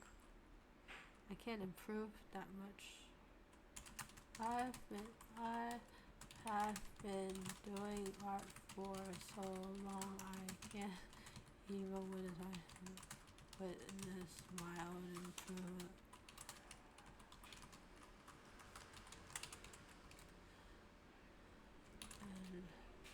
And it's really challenging. Only fun. It's only It is only fun if you have an audience to engage with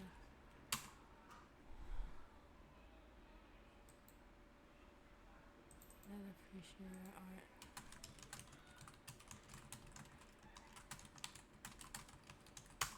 Like this, like what I felt like.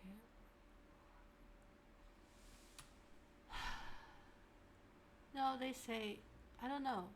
When they say you make art for yourself, is it wrong to be asking for approval from others from making your own art? Then that would not be art at all. Like if art is something for self-approval, it should not be for other people. This is a conflict with myself because art is supposed to be for your own self-approval. Yeah, but I have to make money somehow. I'm like always gonna pay for my oikakis. Anyway, okay, so there's like I don't want to be a kindergarten teacher back then because I was like, why do I have to face so many kids? I have to be surrounded by kids whose love I don't want. I have to give away and not get it.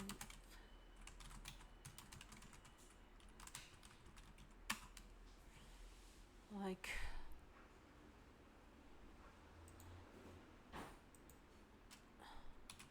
I don't really even. I do not really want to want their love anyway.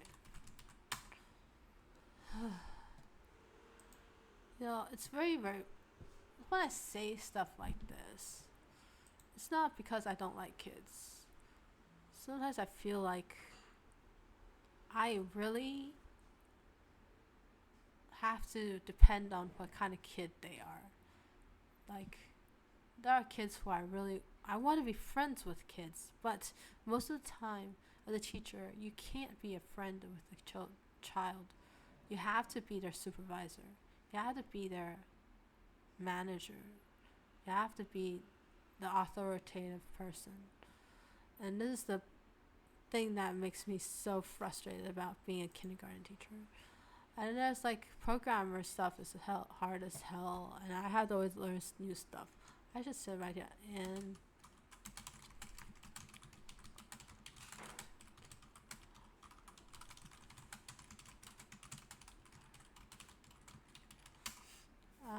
and there's this part that says I want to achieve my highest potential. This is something that I've always wanted to do, but right now it's not that so important. Like, I feel like I always wanted to achieve my highest potential, but then I don't want to burn out.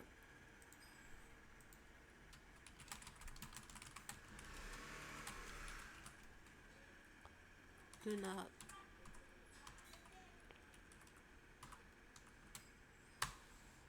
It's like I was not happy just being an English teacher at kindergarten because I felt underestimated and undervalued. This is so important to me.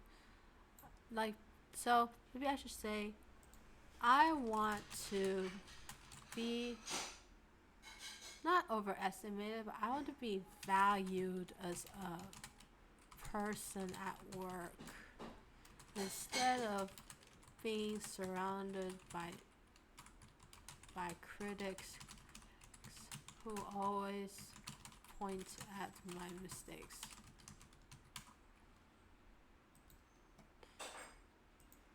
I want to be appreciative, valued, appreciated, and valued as a person.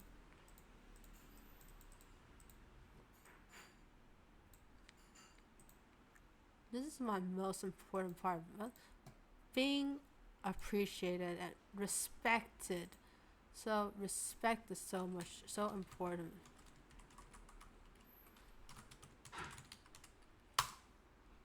So respect is so important for me.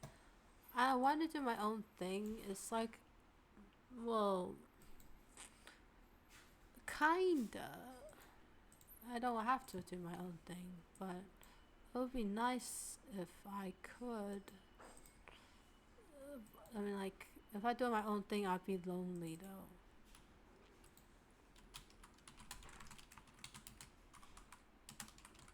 Be a little lonely. Okay. I'm not really interested in what other people are doing. Like, programming is a really lonely job, so I want to be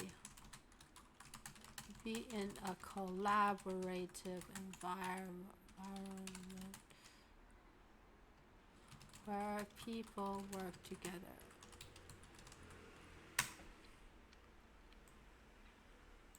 This is important to me. This one should be red, not orange. Okay. I want to be in a collaborative environment where people work together. Programming is such a lonely job. And the thing is, all jobs are lonely practically because as a kindergarten teacher, you're surrounded by so many kids, but only you could solve their problems. Like, you have to face 15 kids on your own. That's like a different type of loneliness that I can't really explain. Like, you're not alone, but you're feeling really lonely. Okay. And then there's like,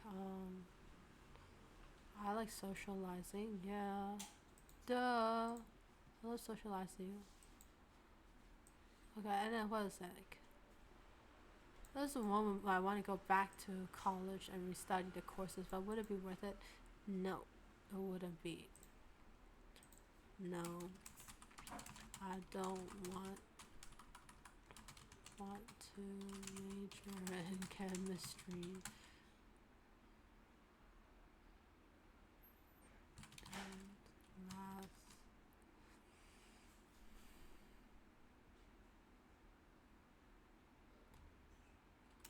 Which made me feel very uncreative and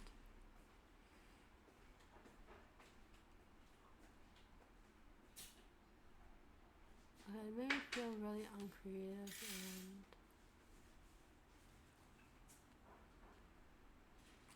and lonely.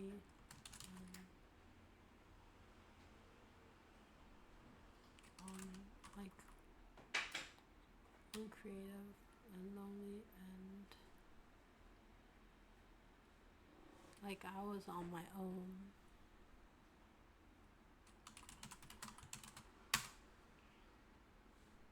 That's like, so that's the reason why I'm not studying chemistry. Like I was supposed to be studying biochemistry and biology, but I ended up doing poorly in it. So maybe that chemistry and biology is like I was a really good student back then in chemistry and biology, but they were my strongest subjects. But when I came back, it was so bad. So basically, this is not even consideration anymore. Like I know my chemistry and biology, but it's not gonna be useful much anymore. It's like I want to do art, more like art and maybe storytelling. And then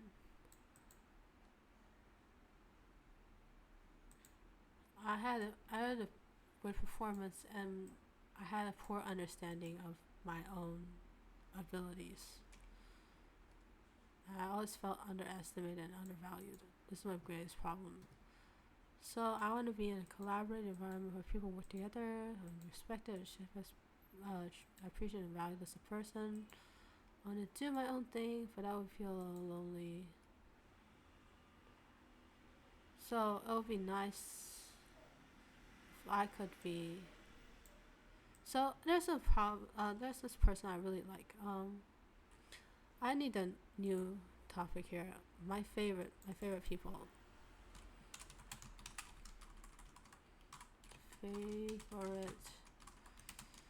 My favorite mentor. My idols. Okay, so my idols are like I value. So my dad,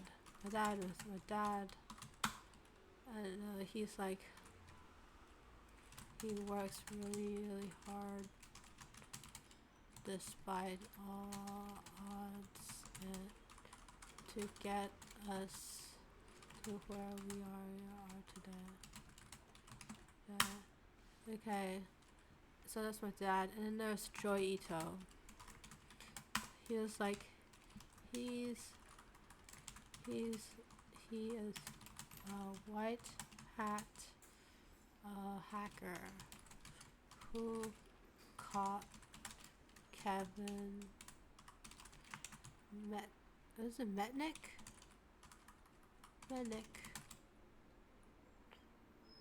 I forgot his name was. A very troublesome person. High IQ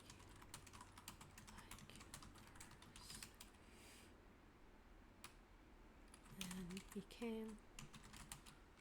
became the head of MIT Labs.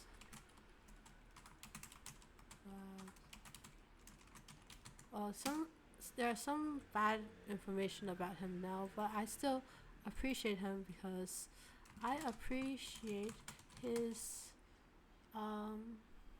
idea of leadership.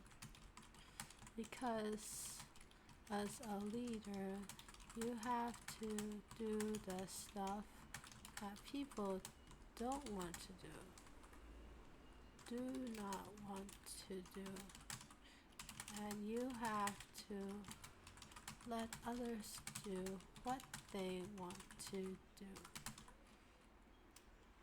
do to accomplish. Basically, this means that as a leader, everybody has something to put to offer, and it's the leader. It is the leader who keeps everyone together, and that is why everyone respects him, because he has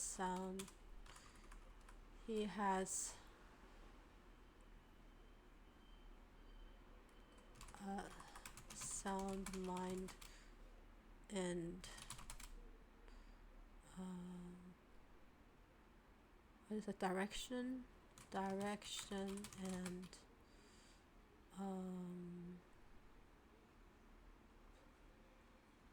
makes good decisions. This is what I like about Joy Ito. Joy Ito didn't have even get a college degree and dropped out, and he is one of the most greatest angel investors and mentors and solution makers today.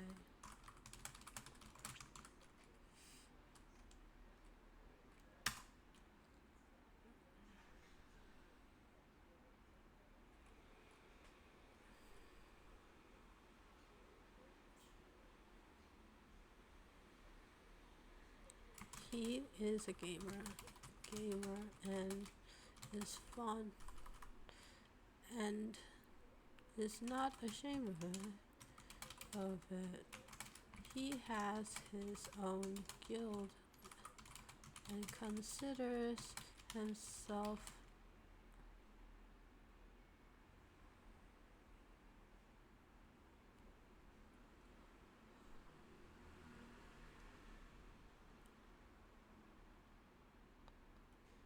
and not escort. What is it?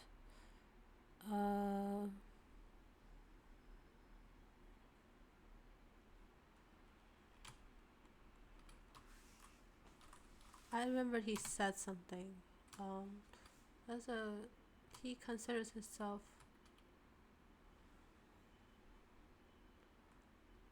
almost like someone who did something like.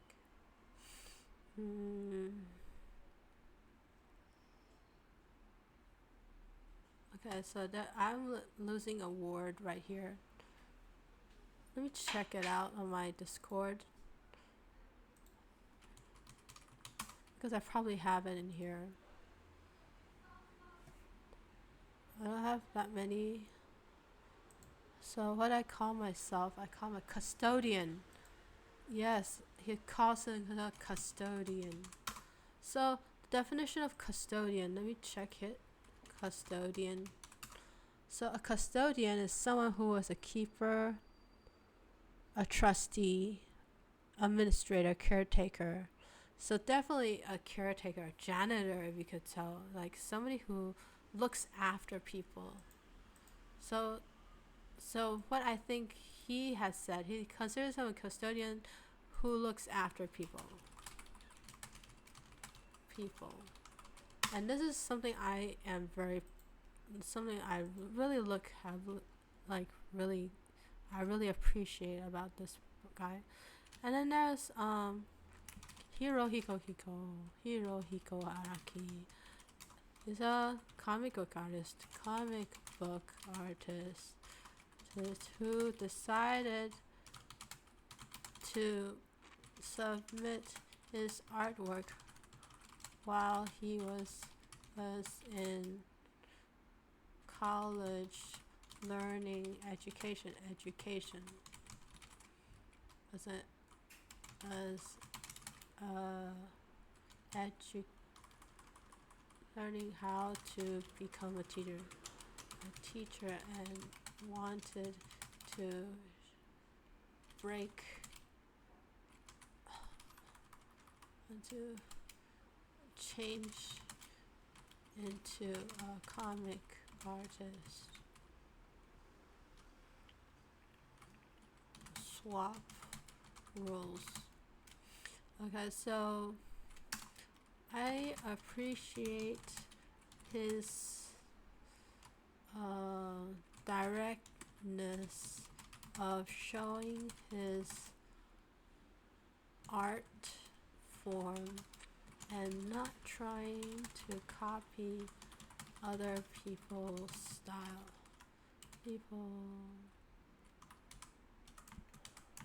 I don't know why I can't. Styles. Not trying to copy other people's styles and have his own personal taste. His talent has become so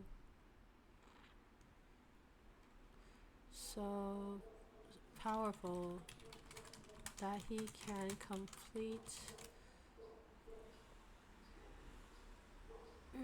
pages of manga very quickly and swiftly, and he has some kind of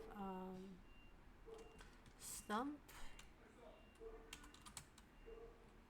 or some kind of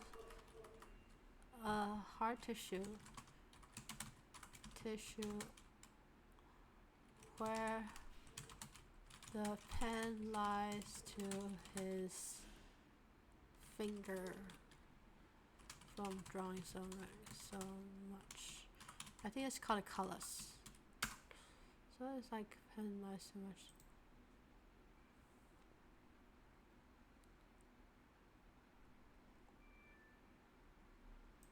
Callus.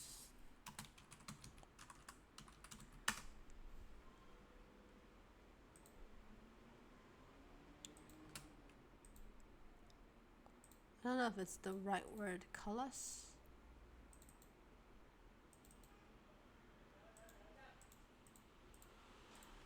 Okay, I don't know. So, he is so ambitious, and his stories are so compelling and clear art form, clear and imaginative.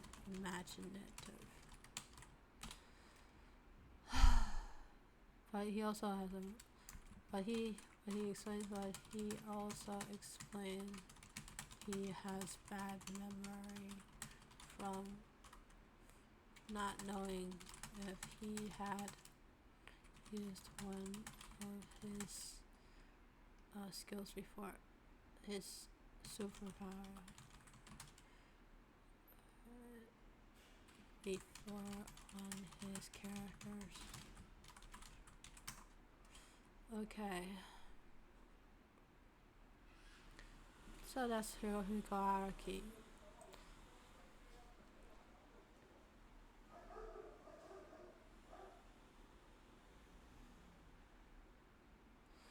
I don't know. I like a lot of Japanese people because I feel like they're really hardworking and they're like also, but they're not also just traditional Japanese because Joy Ito isn't traditional Japanese. There's a guy named there's a guy who's Bradford. What was that?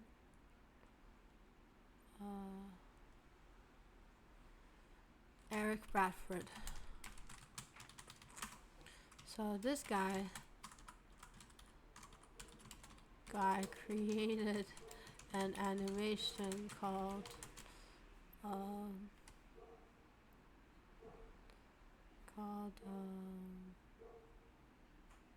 it's not Gakuen Handsome, it's called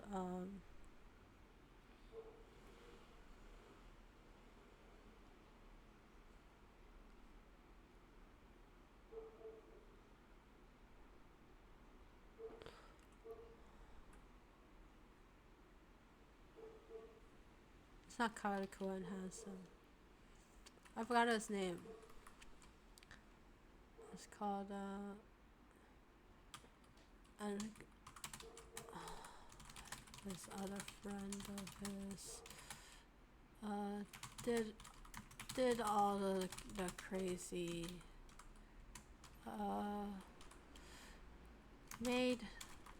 is an awesome musician and makes awesome lyrics and makes his own games as well. Is super talented in all ways, and also he likes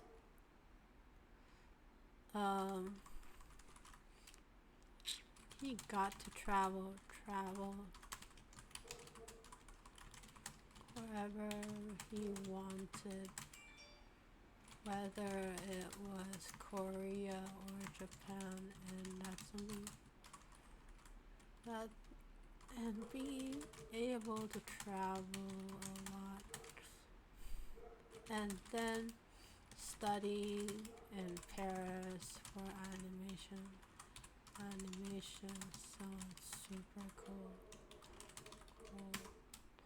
Yeah, so this is Eric Bradford. I don't know what else.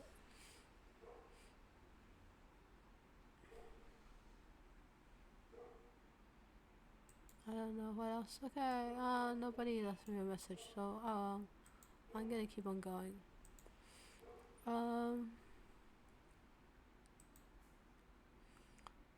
So Eric Bradford was like my leader, like my opinion leader, and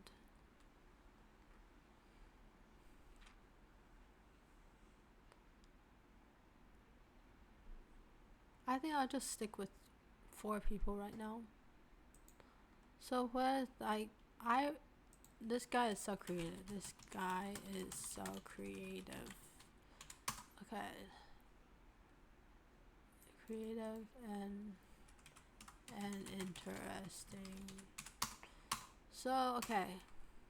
I don't know. I don't have any female, like, I don't have any female idols, to be honest. I think all female idols are kind of,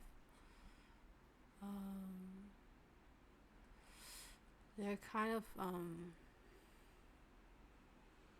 neurotic. Yeah. So I do not like neurotic people at all. Hence, I do not really have any female idols. I hate neurotic people. I can't stand them.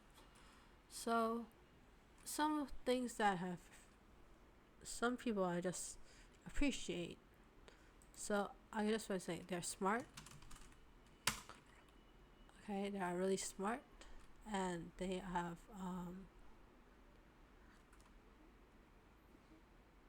they are somewhat emotional. Yes. high EQ. This is what I like about these people. They're smart, they have high EQ, they're ambitious, creative, problem solvers, and they are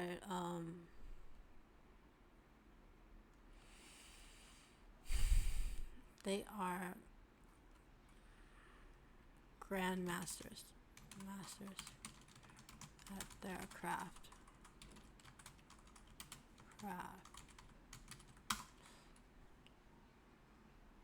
And they are so unique.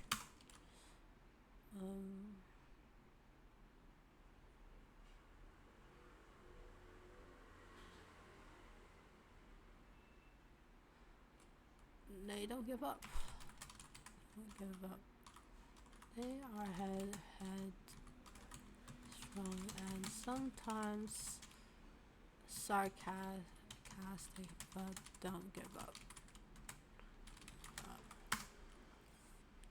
Okay.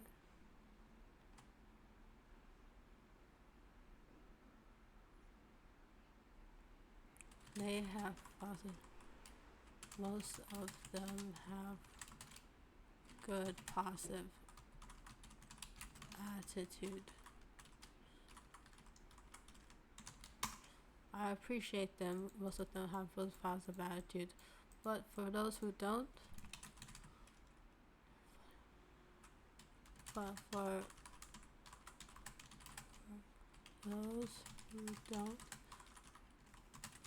are funny, so hilarious. To point out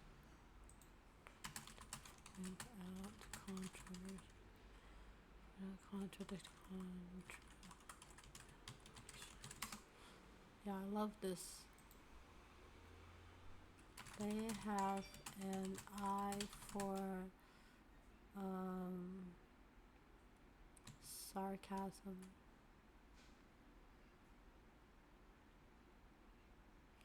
They have an eye for noticing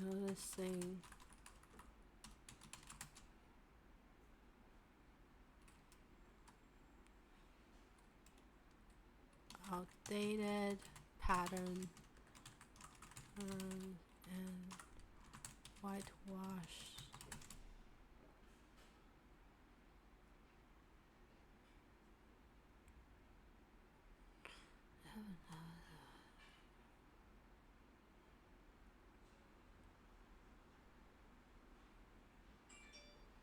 They have an eye for noticing outdated or whitewashed.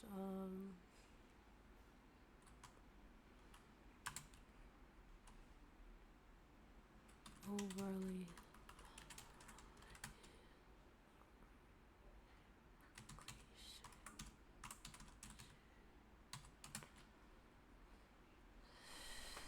scenarios.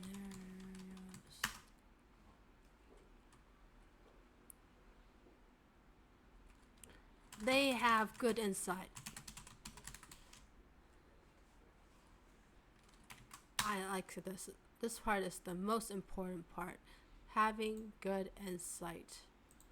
They have good insight. They're smart and have high EQ. They're ambitious. They're creative grandmasters at their craft. They are so unique. They don't give up. Most of them they have good insight. And it's like,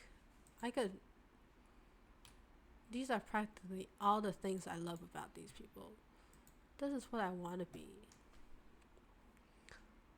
Like, and they are fun. Like, they enjoy having fun. I know, except for my dad.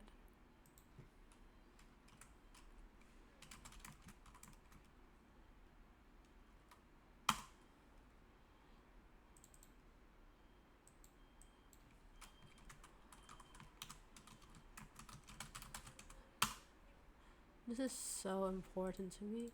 Most of them enjoy having fun and make a living out of it.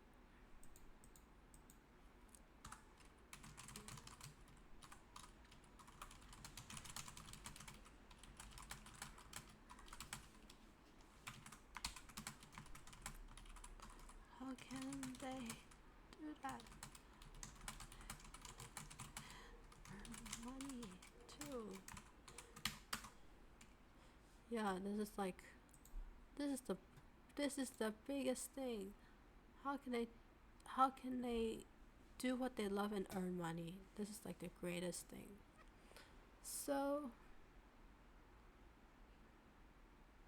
okay, so I'm actually done right here. This is like what I did about myself. I also have a deeper self description right here. I'm not gonna show everybody what my self description is, but that was something that I had to write for my counselor, my British mentor.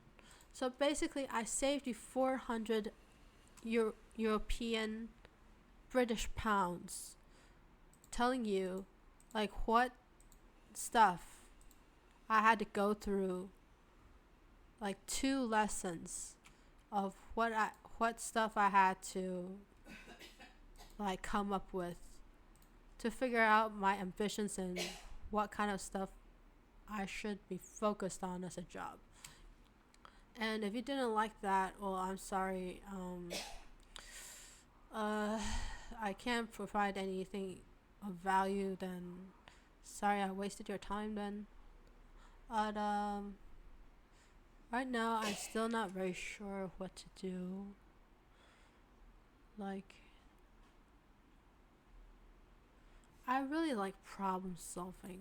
Problem solving requires like come up with creative solutions. Problem solver, great inspirations and great inspirations and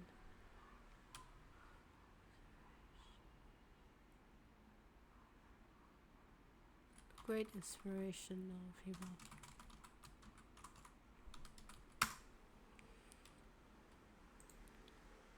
I don't have female like I used to like Ellen DeGeneres, but not anymore because I thought she was like this. Well, she was funny, but she's also very cruel to her workers. So I changed my mind. Right now, I like people who are really funny. I like people who are funny. I like people who are very funny and engaging.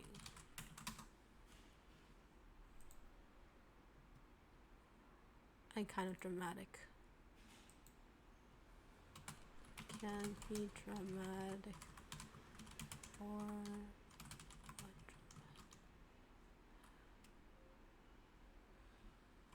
be very cool.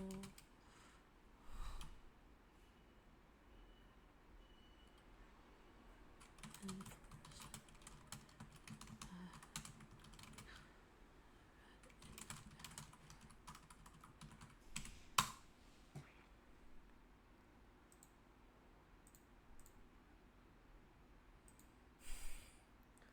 yeah, this is the kind of things I like.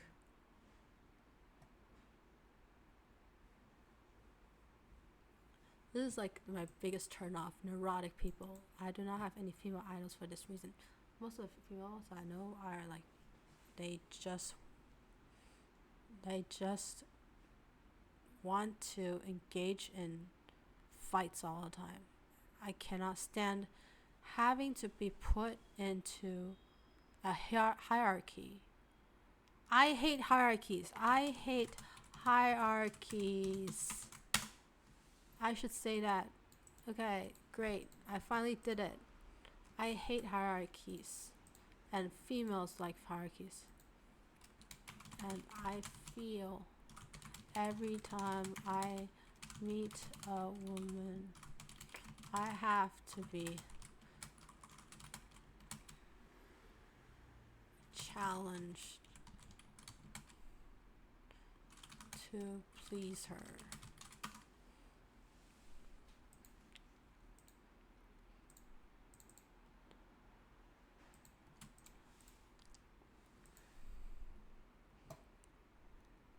And I'm fond of it. I'm fond of chaos, chaotic good. Chaotic good.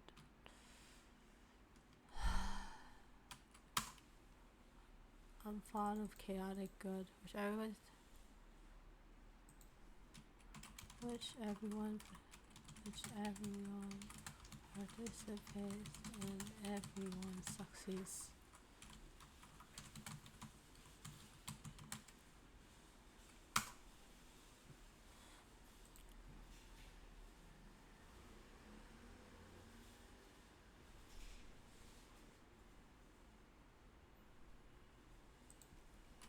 I hate having to listen to people's persons and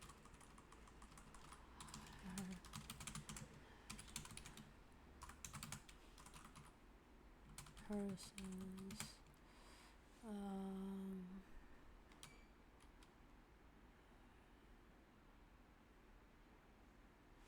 I hate having to listen to their instructions.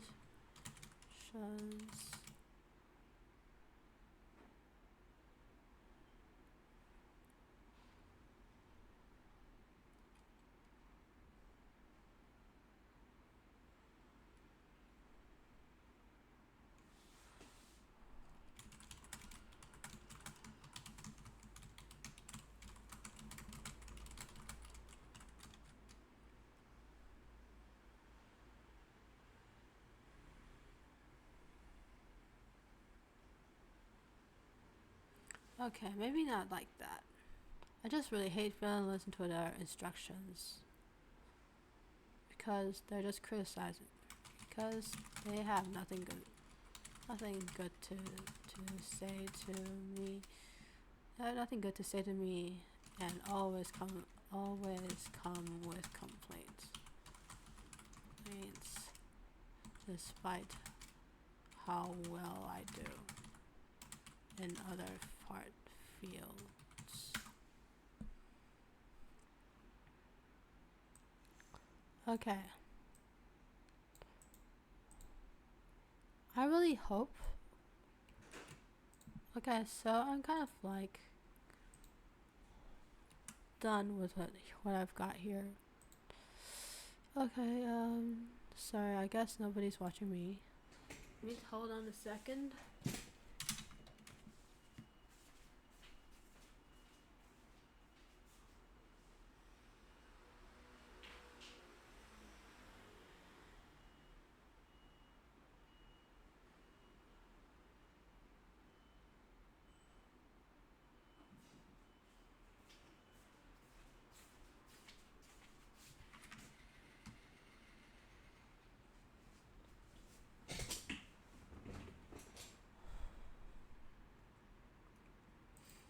No, I really like the type of people who are not Ivy League people, and they somehow, I feel I root for people who are not Ivy League people but have strong passions that they make history anyway. Regardless of their of their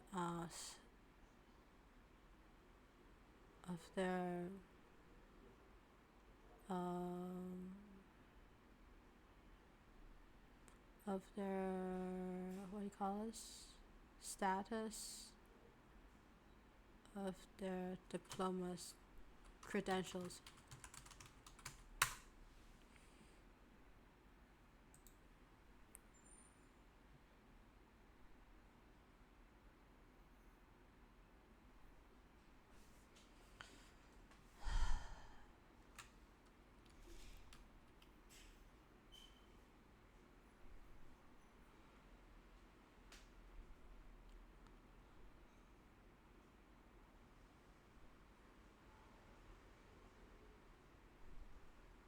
Okay. So I have this.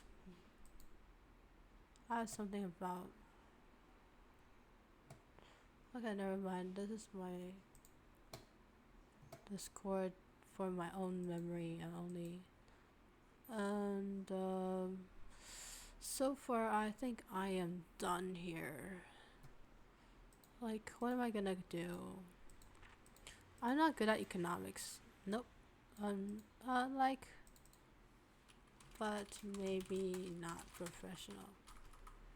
At a professional level, I feel it's like much. I don't have credentials. Okay.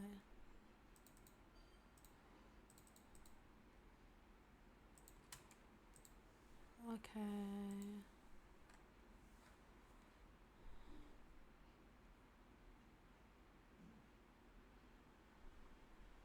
Right now, I don't really like cooking that much because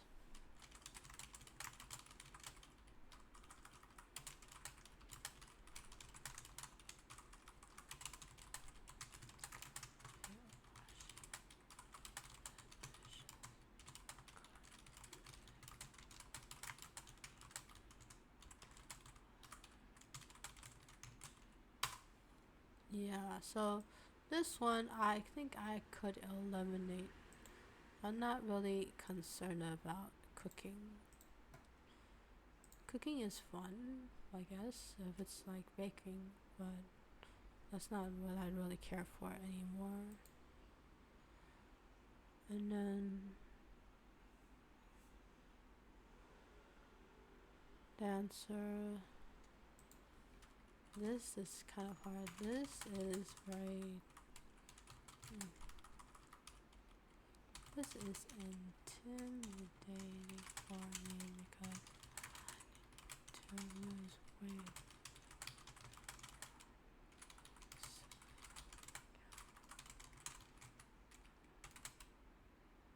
Besides, there's this guy named John Q, and he's like, I should not dance.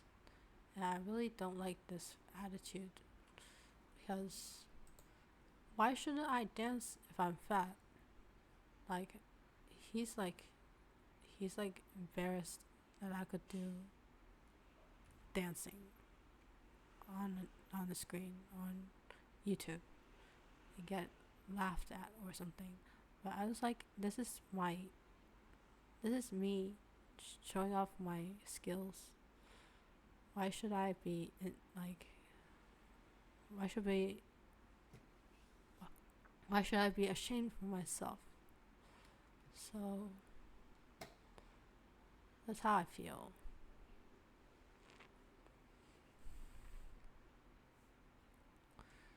So I have music, storyteller, artist. Okay, so I'm gonna do something here. I'm gonna show only colors.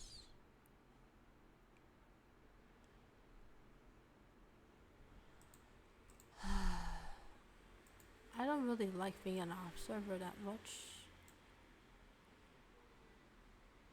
Observers do nothing. Like, come on, will you stop that?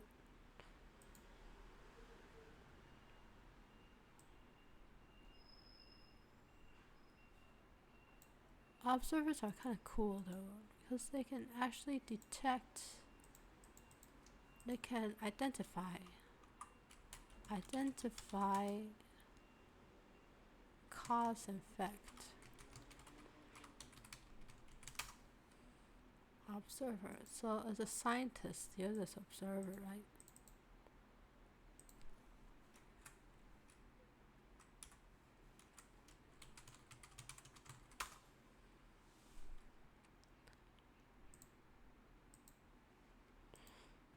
I like this. I like insightful things. Insight. I think I like. So there are a couple of things I like.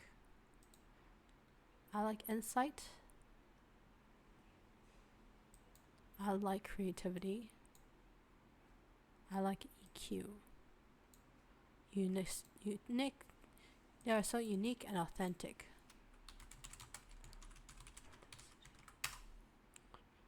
Grandmasters of the craft.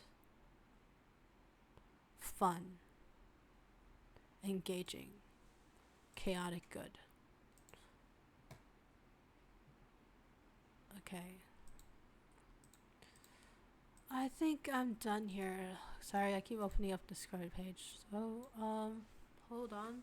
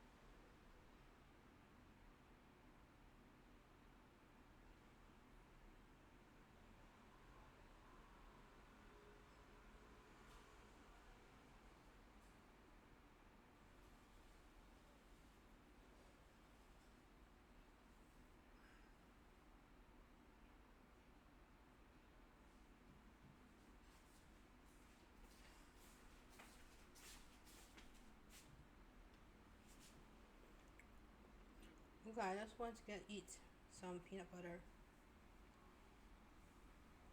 Oh, it's my dinner.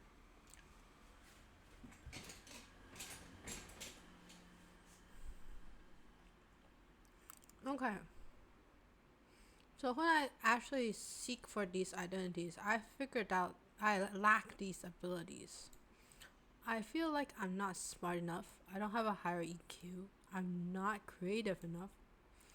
I can't solve problems on my own very much. I'm not a grandmaster. I'm a jack of all trades. I am unique, but not in a good way.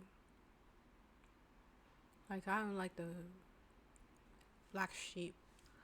And then I kind of give up a lot of times. And then I don't really have a good positive attitude all the time. I don't have foresight. I don't have good insight. I don't really know what goes on in my head. I can keep acting on my own without kind of having a feedback. And then this is a problem I have. I have trouble trying to earn money from what I love to do, even though I don't even know what I like to do. And then I don't think I'm that funny and engaging, but I think I have some humor. And I am really fun, chaotic good.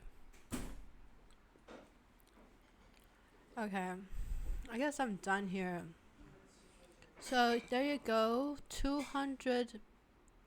It's actually 400.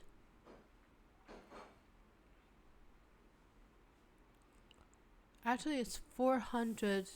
What's 400 pounds? That's a total of 400 pounds worth of counseling for you that you can do on your own. So, hold up a second. Let me change that.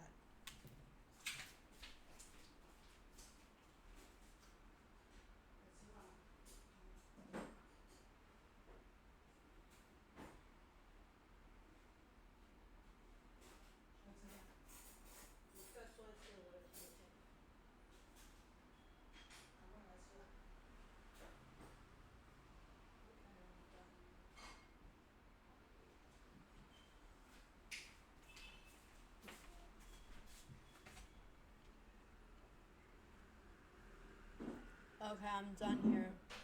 Gotta go eat. See you guys. Bye bye.